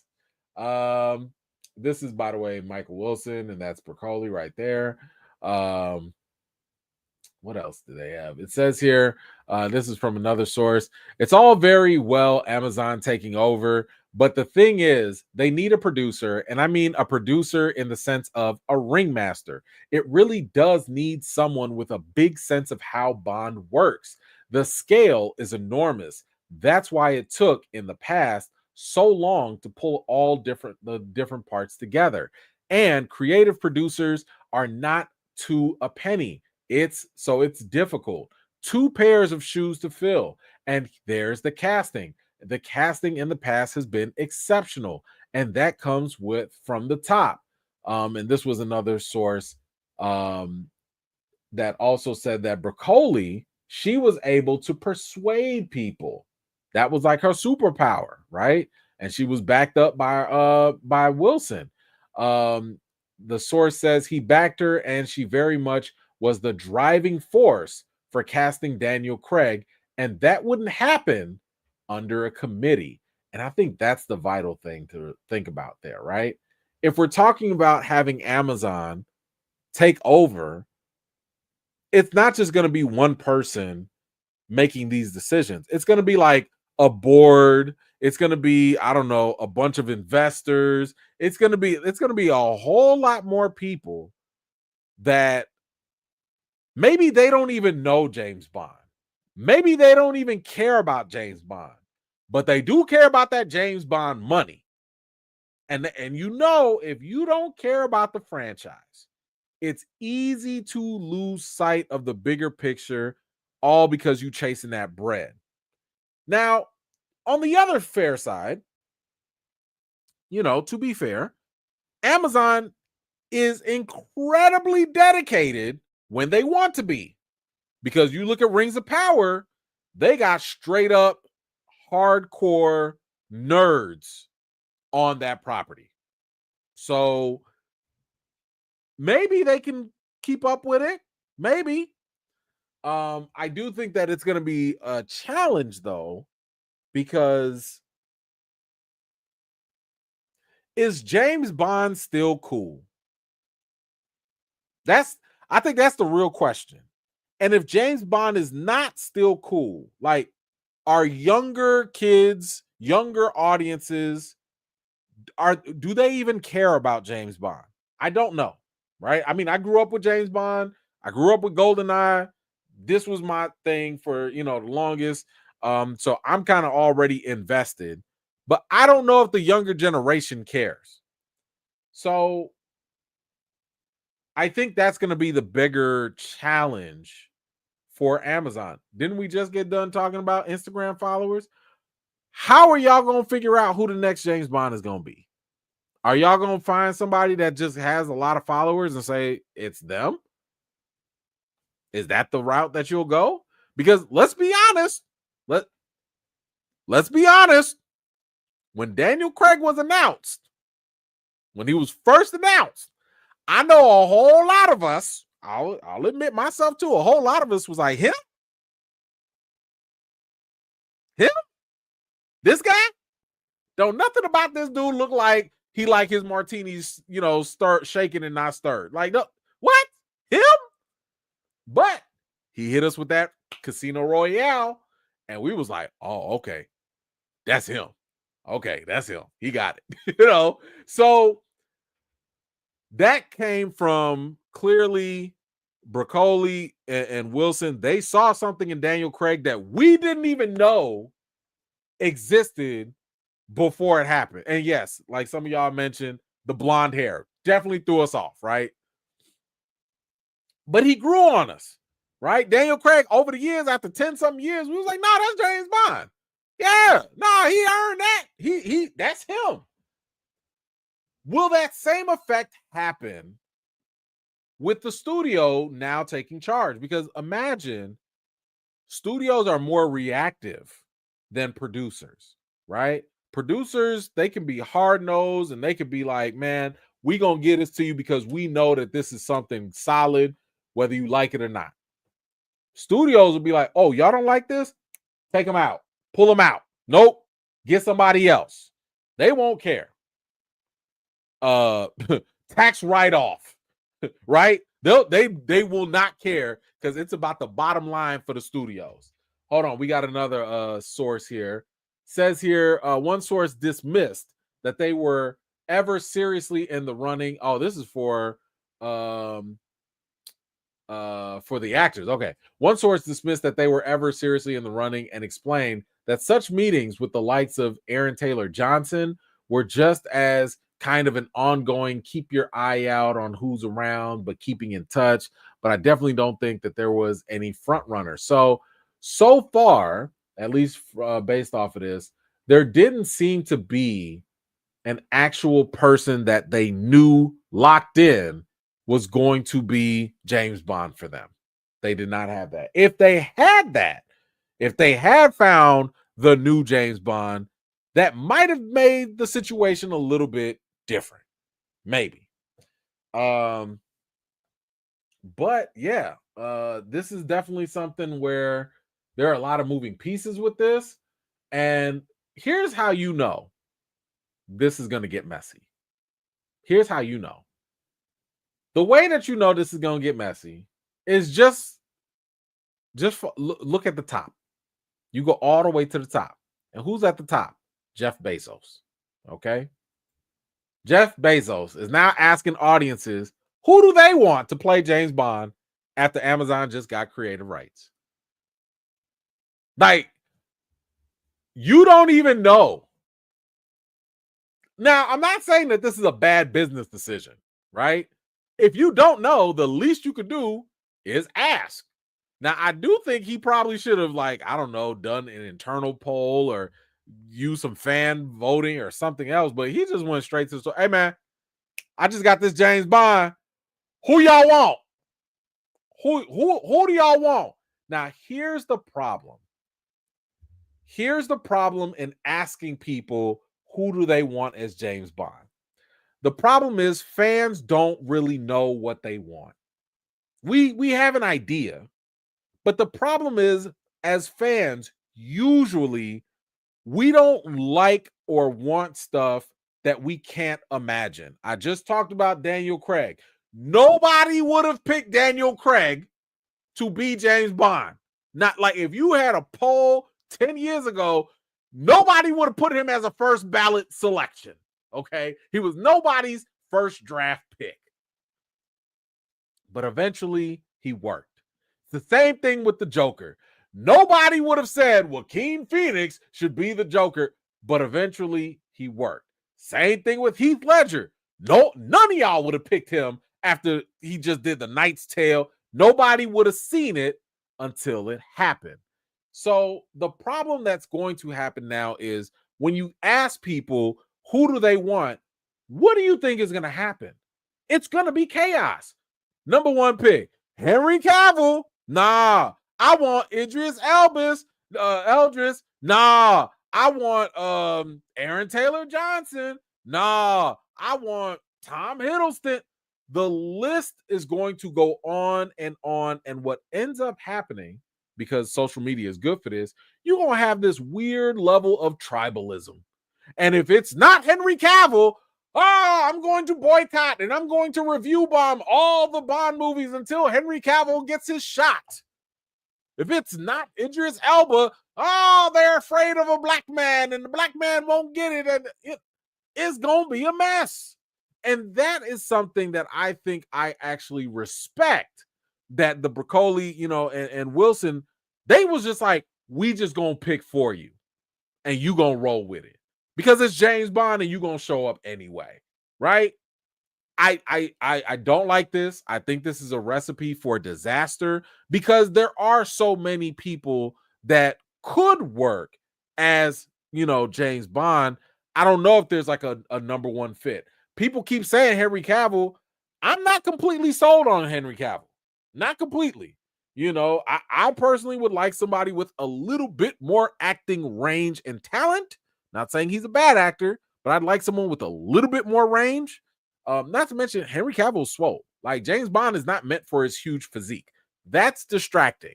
I'm like, bro, you should walk out of every situation with no struggle. And you still look like Superman. I'm just saying. But yeah, like I don't know. I think if I'm Amazon, the best course of action to take would be you're gonna have to find a way to not only find a good actor. Yes, you need to go young because you're probably going to want somebody for the next 5-10 years. You need someone younger, and you need to maybe find a way. I don't know if just the movies are enough, because I'm wondering, do you need a streaming show that might get younger audiences on board? Maybe. I don't know, but right now it seems like the most important decision is who y'all gonna get.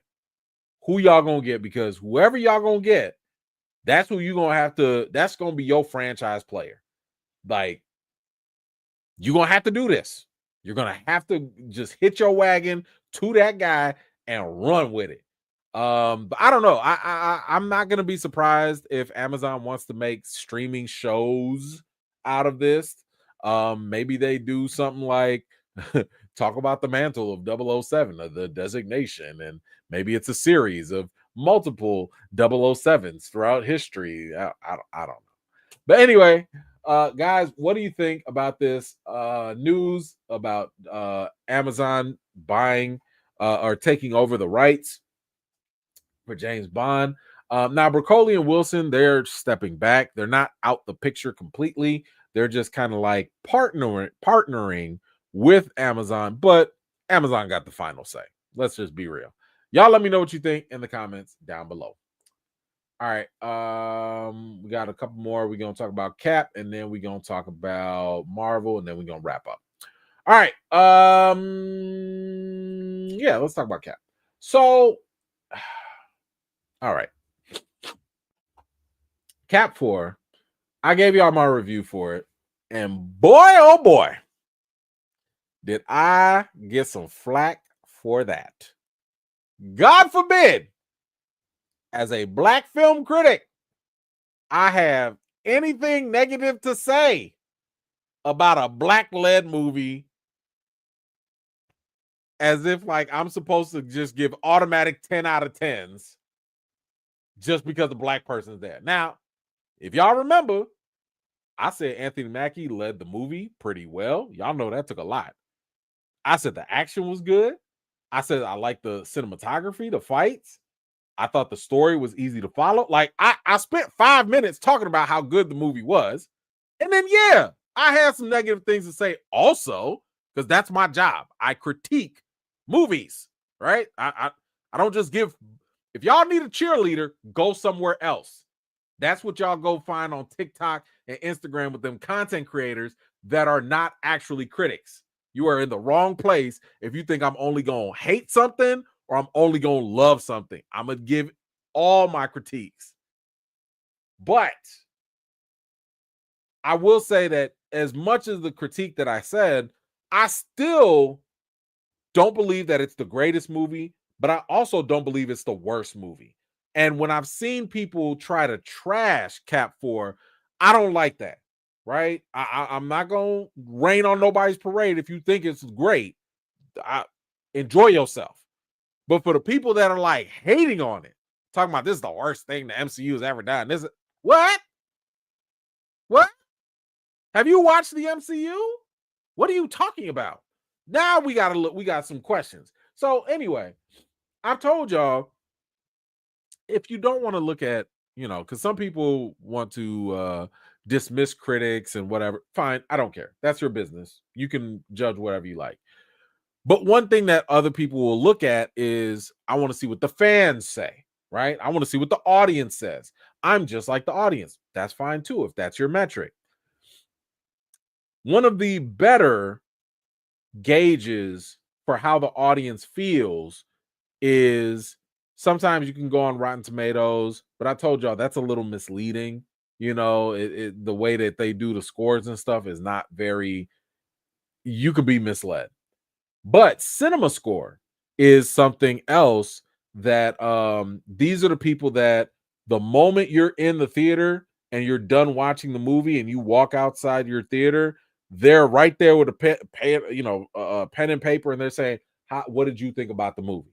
So this is the average score from everyday, regular, non-critic people, and they tell you how they feel. Now, I've also told y'all this. Don't be fooled by Cinema scores because they are graded on a curve. In other words, a really bad movie, like a bad, terrible movie, might be a C or a C plus. Like, think of like the trashiest bad movie. They're probably a C to C plus.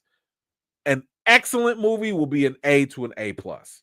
So you can imagine, if a C is like an F minus, that's the curve. So Captain America, Brave and Bold, Brave New World, got its Cinema Score. And I got an issue with this because folks out here gave this thing a B minus. A B minus. Do you understand what a B minus means for a Cinema Score? Let me give you context. Black Widow was an A minus. The Marvels was a B. Ain't no way you about to tell me Cap 4 was worse than the Marvels. Stop it. Ant-Man was an A. Okay, I ain't gonna argue that too much. Ant-Man and the Wasp, A minus. I'm not gonna bother that. Quantumania was a B. Oh, hell no. Hell no. Cat 4 was definitely better than Quantumania. Definitely better. All the Thor movies that are not called Ragnarok, are you kidding me? Thor Dark World?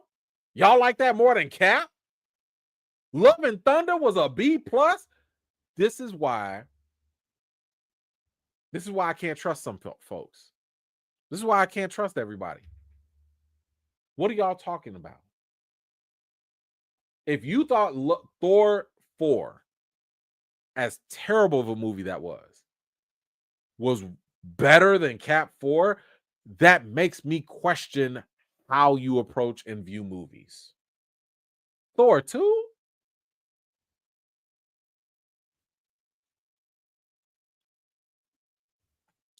I can't take that seriously. Anyway, we have some more Cap stuff, and this was from the director Julius Ona, and he was just talking about the movie and all that, the reshoots and all. One of the things he confirmed here was that Giancarlo Esposito will return as Sidewinder in the MCU. And when they asked about his future, he said that lane is left open for a reason, is all I'll say. Okay. Now, I've told y'all before, I'm not a huge fan of Giancarlo having this part. This is not a role that I was like, man, you got to play this. This is you. This is the guy who, keep in mind, was campaigning to play a role something like Magneto or Professor X. That's a role worthy of Giancarlo's talent and ability. But instead, they gave him Sidewinder, who, let's be honest, ain't nobody coming to watch a Sidewinder movie, but he's probably going to be a recurring character in some Disney Plus shows. Like, if Armor Wars ever comes out, he might show up. If White Vision ever comes out, he might show up. Like, so. And I hate that because I love Giancarlo. Like, I love this man's talent. He's been acting for a long time and he's deserving of so much more and better. But here we are. Here we are. So, I'm happy for him. At least he's getting a check. At least he's got steady work. But this is what came out that interview that really caught my attention. Apparently, the Illuminati were going to appear in Captain America Brave New World at one point, but they are now teased in a post-credit scene instead. And that post-credit scene got scrapped or whatever. And the director say, let's just say things are purposely left vague in that post-credit scene for a reason. So, if you guys recall, and maybe I need to go bring up that clip again. I have to go find it. If you guys recall, I made a theory about what do you do with Steve Rogers, the Illuminati, and so on to prep for Secret Wars. And if y'all remember, I also said that would be a way to bring T'Challa back. So, what I find interesting is the mere fact that the Illuminati was even discussed, the mere fact that it was considered to be a part of this post-credit scene movie to set something up. I think and I hope that this could prove my theory right, that they're saving a T'Challa variant to be a part of this Illuminati. And if not, they might be saving this because this would be a way to bring back Steve Rogers, aka Chris Evans. And if you think about it, if you put Chris Evans in a post-credit scene in this movie, it completely erases any traction Anthony Mackie has. Like, that's kind of the problem, right? They cannot bring Chris Evans back yet until we have a couple movies with Sam Wilson and get attached to him and like him as Cap. It's going to undercut and undermine everything. But I do think that this gives my theory a little bit of fuel and support that if the Illuminati are even in discussion, and if they're going to make up for the trash that they did with the Illuminati in Doctor Strange 2, I'm interested. And I think this would be the perfect way to bring T'Challa back. But anyway, guys, you tell me, what do you think about this news from Cap 4? How do you feel about that cinema score? What do you think about Giancarlo getting the Sidewinder reoccurring role? And what do you think about the Illuminati and its possible inclusion in the future of the MCU? Whatever you think, let me know your thoughts in the comments down below. Quiet one, what you got? Smells like some backlash to me with that score. It might be. And that's, if it is, it's sad. Because as I told y'all before, even in my review, that movie was too safe. They didn't mention the word black. They barely mentioned any type of racial things that would trigger people. I'm not saying there was no things discussed. I'm just saying they didn't say nothing that would automatically get people triggered. So whatever backlash, if that did exist, it's a shame. It's a shame. All right, let's get to the last bit. Let's talk about Marvel and their explorations. So a lot of this is going to be about Disney Plus, the TV series and the shows that we have coming up. So one show that we are definitely going to cover and we will talk about is going to be Daredevil. So the first 6 episodes we do have the release schedule. This is a little unorthodox, but March 4th, you're getting episode 1 and 2. March 11th, you're getting episode 3. March 18th, you're getting episode 4. March 25th, you're getting episodes 5 and 6. This is very unconventional.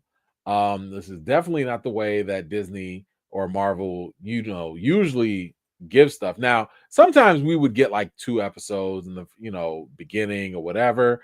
But the fact that they're doing it like this, I'm a little concerned. Not in a bad way, but it's like y'all must have like a lot cooking or something. Like what is going on? So I am interested. Obviously, like I said, we will be covering this. Let's see. Can I talk about it? No, I can't talk about it. Not yet. When can I talk to y'all about it? I can talk to y'all about it next week. I was just looking at, I want to make sure I ain't getting in trouble now. So I have seen some episodes, but I can't tell you nothing. I can't tell you nothing. Don't ask me because I'm under embargo until next week. So but we will cover the show and talk about it for sure. And I might have some little extra goodies for y'all if you are watching and covering it with me. Then we had Brad Winderbaum, who is the number 2, Kevin Feige Jr. He's in charge of all of the TV side of the Marvel stuff, animation and all that. And he had some things to talk about when it came to Agatha and some other shows. So let's see. They say here, we asked Winderbaum how Marvel thinks about a limited series versus a linear series. And he said, I think it's linear series potential in terms of Agatha all along. A show like Agatha to me is concept based. Yes, a second season for sure is something that we would want to do, but let's not rush it. Let's get the right idea and then make it. Now, here's the only thing. Jack Schaefer, who basically was the creator, she did WandaVision, and she was the one that did Agatha all along. She feels a little differently because when she was asked about it, she said, I don't do second seasons. Straight up, just I don't do that. Mm-mm. Get somebody else to do it. Like that's not no. So and it's funny because when they followed up, like it was the actress that told somebody about what Jack said, and they told that to Winderbaum, and his only response was, "What she said? What? She said what now? Huh?" Yeah, that's a little awkward. How you gonna sit here and be like, "Yeah, we want to do a second season"? The showrunner's like, "I don't. I don't want to do it. I don't do that." That's why we don't have a WandaVision season 2. We don't have a second season of WandaVision because Jack Schaefer was like, I'm good. I do one season and I'm out. So here's the only thing, though. I guess if Marvel wants to do this, is it going to be as good? Now, personally, I was not a huge fan of Agatha all along. I finished it. I wasn't like excited by it. I wasn't moved by it. It was not bad, but I also felt like this ain't for me, So like I was just like, it is what it is, but like there isn't enough in there for me to care about where a season 2 would make sense for me to even think about jumping into. Like I would take my time, I would wait, and I'll watch it eventually just because of what I do. But anyway, that wasn't the only property he talked about. He also talked about another show. I think this was y'all show. I don't think this wasn't me. But he talked about Hawkeye. He said Hawkeye is another one that feels like you could make a second season of that show because it's Christmas, because it's Clint and Kate. You can kind of revisit it whenever, and we're looking for opportunities to do that. But as we develop things for the future, I think they're going to be destined or designed to be multiple seasons, have more of a pattern and be able to be released annually. As I said earlier today on social media, respectfully, no thank you. Please, no thank you. I don't want, I don't need anything Hawkeye as a dedicated series. If you want to give me more of the characters, yes. I like Kate. You can bring Kate along in other adventures. If you wanted to do Hawkeye to pop up in something else, Hawkeye in Armor Wars, Hawkeye and Kate in Vision Quest, I'm fine with that. Personally, I'm not interested in a season 2 or a season 3 of Hawkeye. I don't need it. I'm okay. I do think it's interesting though that he's talking about whether or not these shows would be linear or limited. My thing is this, like, you got all these other shows that have potential, but you looking at Hawkeye. What happened to Moon Knight? I still got questions with Moon Knight. Can you focus on Moon Knight? That's what I need to. I don't have no questions with Hawkeye. There's nothing about Hawkeye that I'm like, what's going on with that? I'm sure he playing with his kids. He cool with his wife. I'm sure that Kate is out there bow and arrowing stuff, whatever. I have zero desire to know more about Hawkeye. Like, I'm fine with them. But Moon Knight, man, y'all had gods fighting on the Egyptian plains. Like, can we go back to that? Can we go and talk about that whole other universe that y'all cracked open and just left us hanging with? That deserves a season 2 more than Hawkeye. I don't need it just because it's Christmas. I don't care about that. Loki, give me some more Loki. How long he gonna sit on that chair? I got questions. Is Kang coming back? Like, what are we doing? So anyway, I'm good on that, man. Like, y'all doing a little too much for me with that. I do like the idea though that they are changing up their system. We have talked about this before, how Marvel during the strike, they learned their lesson. They learned that, you know what, we don't need to make these shows linear. I'm sorry, limited. We don't need to make these shows limited because what ends up happening is they will only be there just to set up a movie. But guess what? And I said the same thing for Cap 4 when I was talking about the racial issues. I kept seeing the number one thing people kept saying to me, but E-Man, they did that in Falcon and the Winter Soldier. Please stop. People that watch the TV shows are not always the same as the ones that go to the movies. That's not the same audience. You cannot go into the movies assuming somebody sat down, paid for Disney Plus, and watched that specific show at the same time. That's not the now. Yes, people that watched the show probably went and saw the movie, but people that went to see the movie probably didn't watch the show.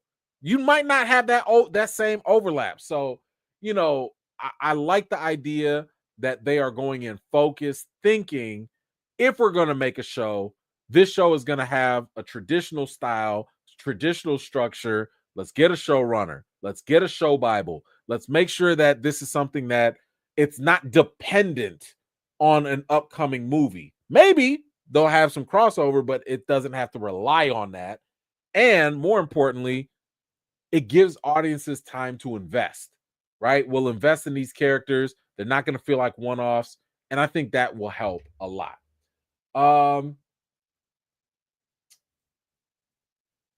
Next, we also have a rumor for Disney Plus, and that is, again, take it with a grain of salt. Marvel Studios is reportedly developing a new live action series titled X Academy. It is said to focus on younger mutants at Xavier's School for the Gifted Youngsters. It might be the lead-in to the X-Men reboot film. This sounds like, if you're talking about X Academy, this sounds like New Mutants.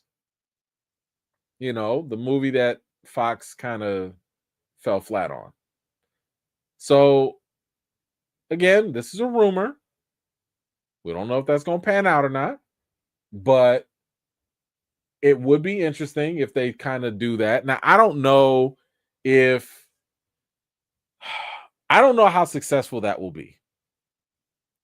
I think it depends on which mutants are you going to put in there.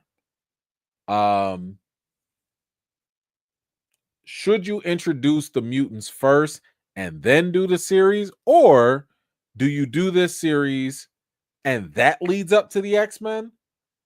How are you going to do that? How will it work? I don't know. I think it'll be interesting if it's, I mean, yeah, like, I don't know. I don't know how you go about it. Like, are you going to kick it off with the original X-Men, which were like Jean and or Marvel Girl and Cyclops and Beast? Like, will they be training them, or is this like a side spin-off to that? I just get the feeling that maybe this could kind of have the potential that Gen V had for the boys, but you needed the boys first to set up Gen V. So maybe, maybe. But we'll have to wait and see how that goes. Again, that's just a rumor, so take that with a grain of salt. But then, of course, you can't have, we've already talked about Daredevil, which came from Netflix. But that opens up the question: what about the rest? What about the others? Right? So Brad Winderbaum also talked about them too. He said Marvel is exploring bringing back Kristen Ritter's Jessica Jones, Mike Coulter's Luke Cage, and Finn Jones's Iron Fist. Winderbaum said, I can't say much, but I'll tell you that it's so exciting to be able to play in that sandbox. Obviously, we don't have the unlimited storytelling resources like a comic book. If you can draw it, you can do it. He goes on to say, it's dealing with actors and time and the massive scale of production in order to build a cinematic universe, especially on television. But I can just say that all those variables taken into account, it's certainly something that is creatively extremely exciting and that we're very much exploring.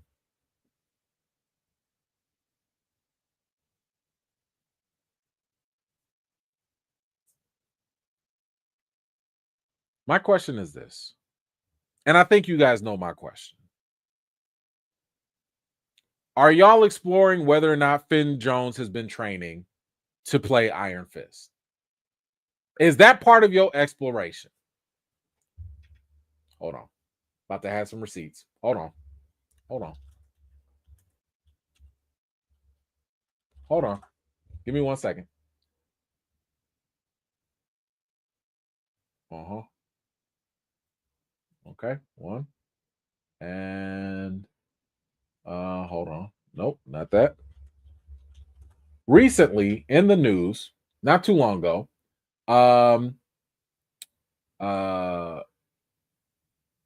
Charlie Cox, who plays Daredevil, he was out there.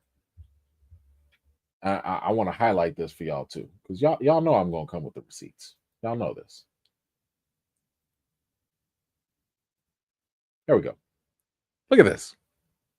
At the end of 2024, Cox posed for a photo with the gym owners of the establishment he was training at for the physically demanding role.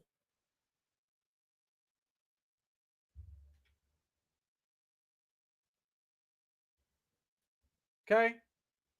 This is what he was training at. Y'all see that? Hold on. Let me emphasize that word because I don't think people saw. He was training at for the physically demanding role.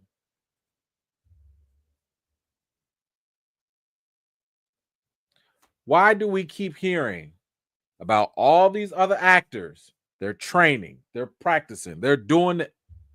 Okay. Oh, you know where we got to go. You know where we have to check. Let's go find out. Finn, how you sleep?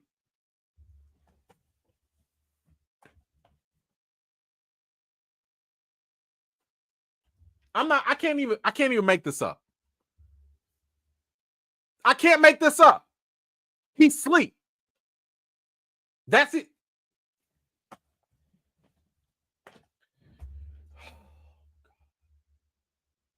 Let me go down a couple. Just see if we caught anything, because we already checked the last 6-8 months, and he was camping, taking pictures, all that. Let's see what you've been up to, bro. Okay, a little more scenery here. Oh, you still taking pictures of us? Okay. Blue Magic. I don't know who they are. Oh, okay.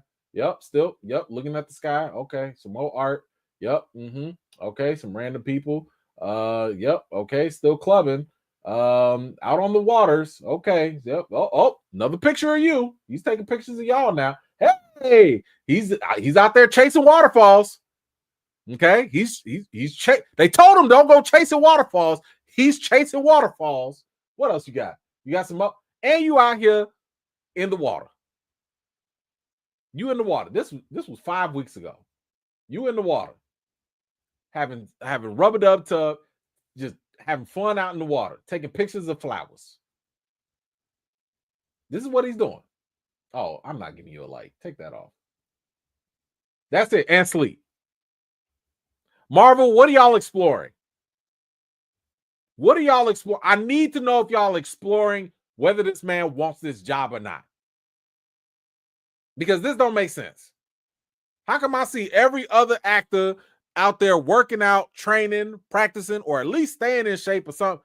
This man be asleep, camping, clicking pictures of you.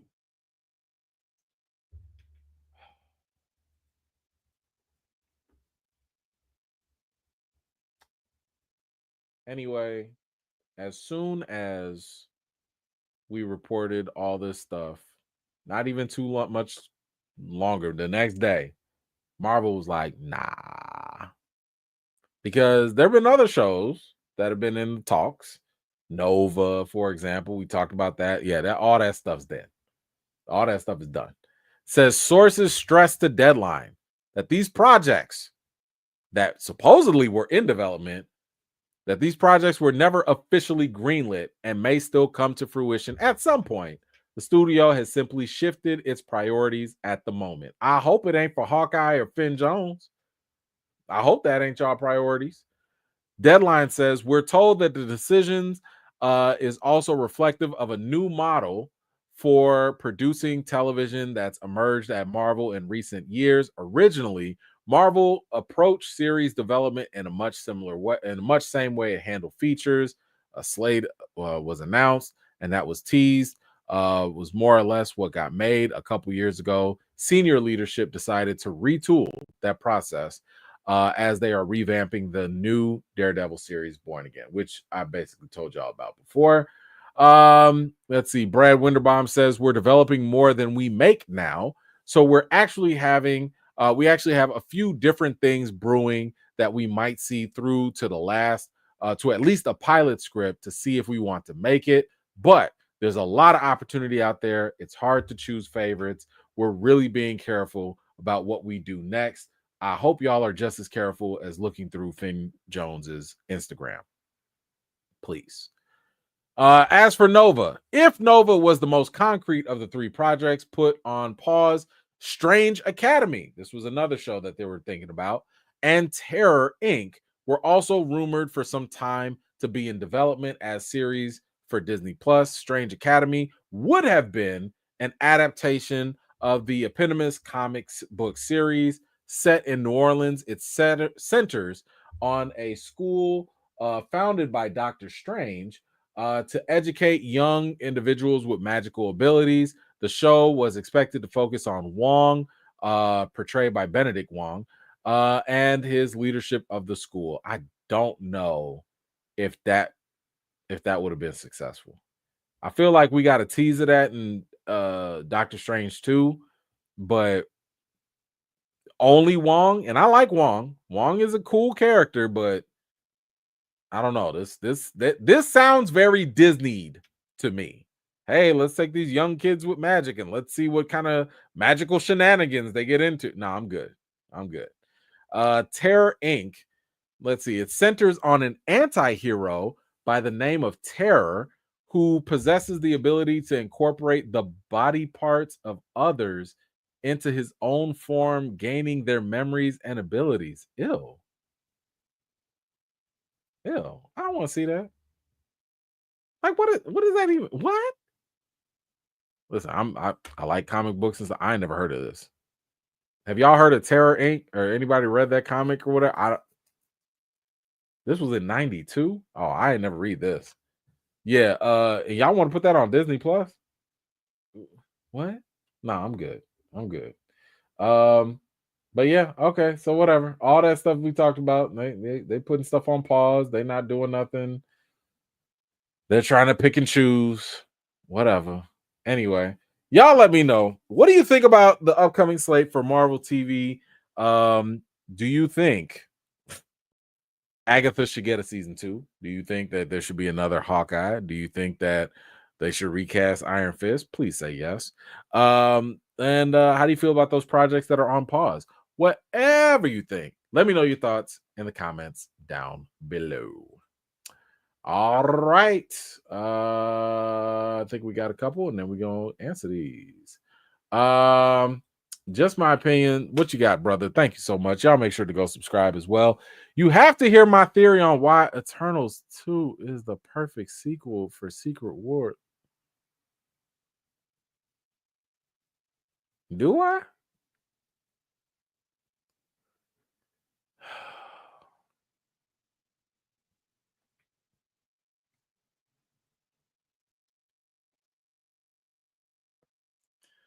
I don't want to. I'll obviously we're cool. We're guys, I'll hear your theory out. I don't want to see an Eternals 2. I don't care what the setup is. I'll listen to your theory. I don't think you're gonna have anything that's gonna convince me. Maybe I could be, my mind could be changed, but listen, is T'Challa in it? Like, if the Eternals can bring T'Challa back, I think you'll have my attention.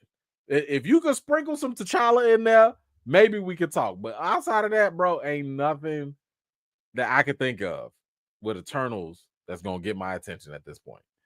Rabia, thank you so much for that. I appreciate you.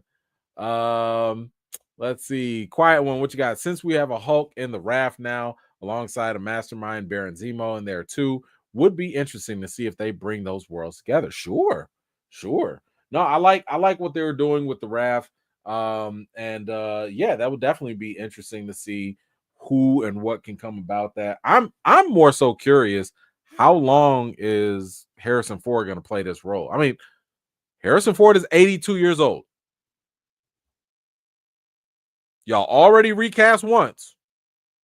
How long is it going to take before y'all bring him back again? I don't know. But it would be interesting for sure. Kristen, what you got? Thank you so much. Oh, towards a gym membership for Finn Jones. He needs it. I will put into. No, I won't. I don't need it. He needs to go. He can go do some push-ups while he camping out there. He could do that. That's all it would take. My man could just be on the beach and just kind of acting like he doing some karate or something. At least it'll look like you training. At least fake the funk. Make us think that you care. Brother out here. What? You tell me. You got a movie or a TV show that y'all are excited for, and this is what your actor look like. That's what your actor look like. That's what the main guy looks like. Y'all finna go watch that? Anyway. All right, guys. That's all I have for today. I appreciate y'all so much. I have got a couple of things that I'm going to be working on. So your boys got some work to do for y'all.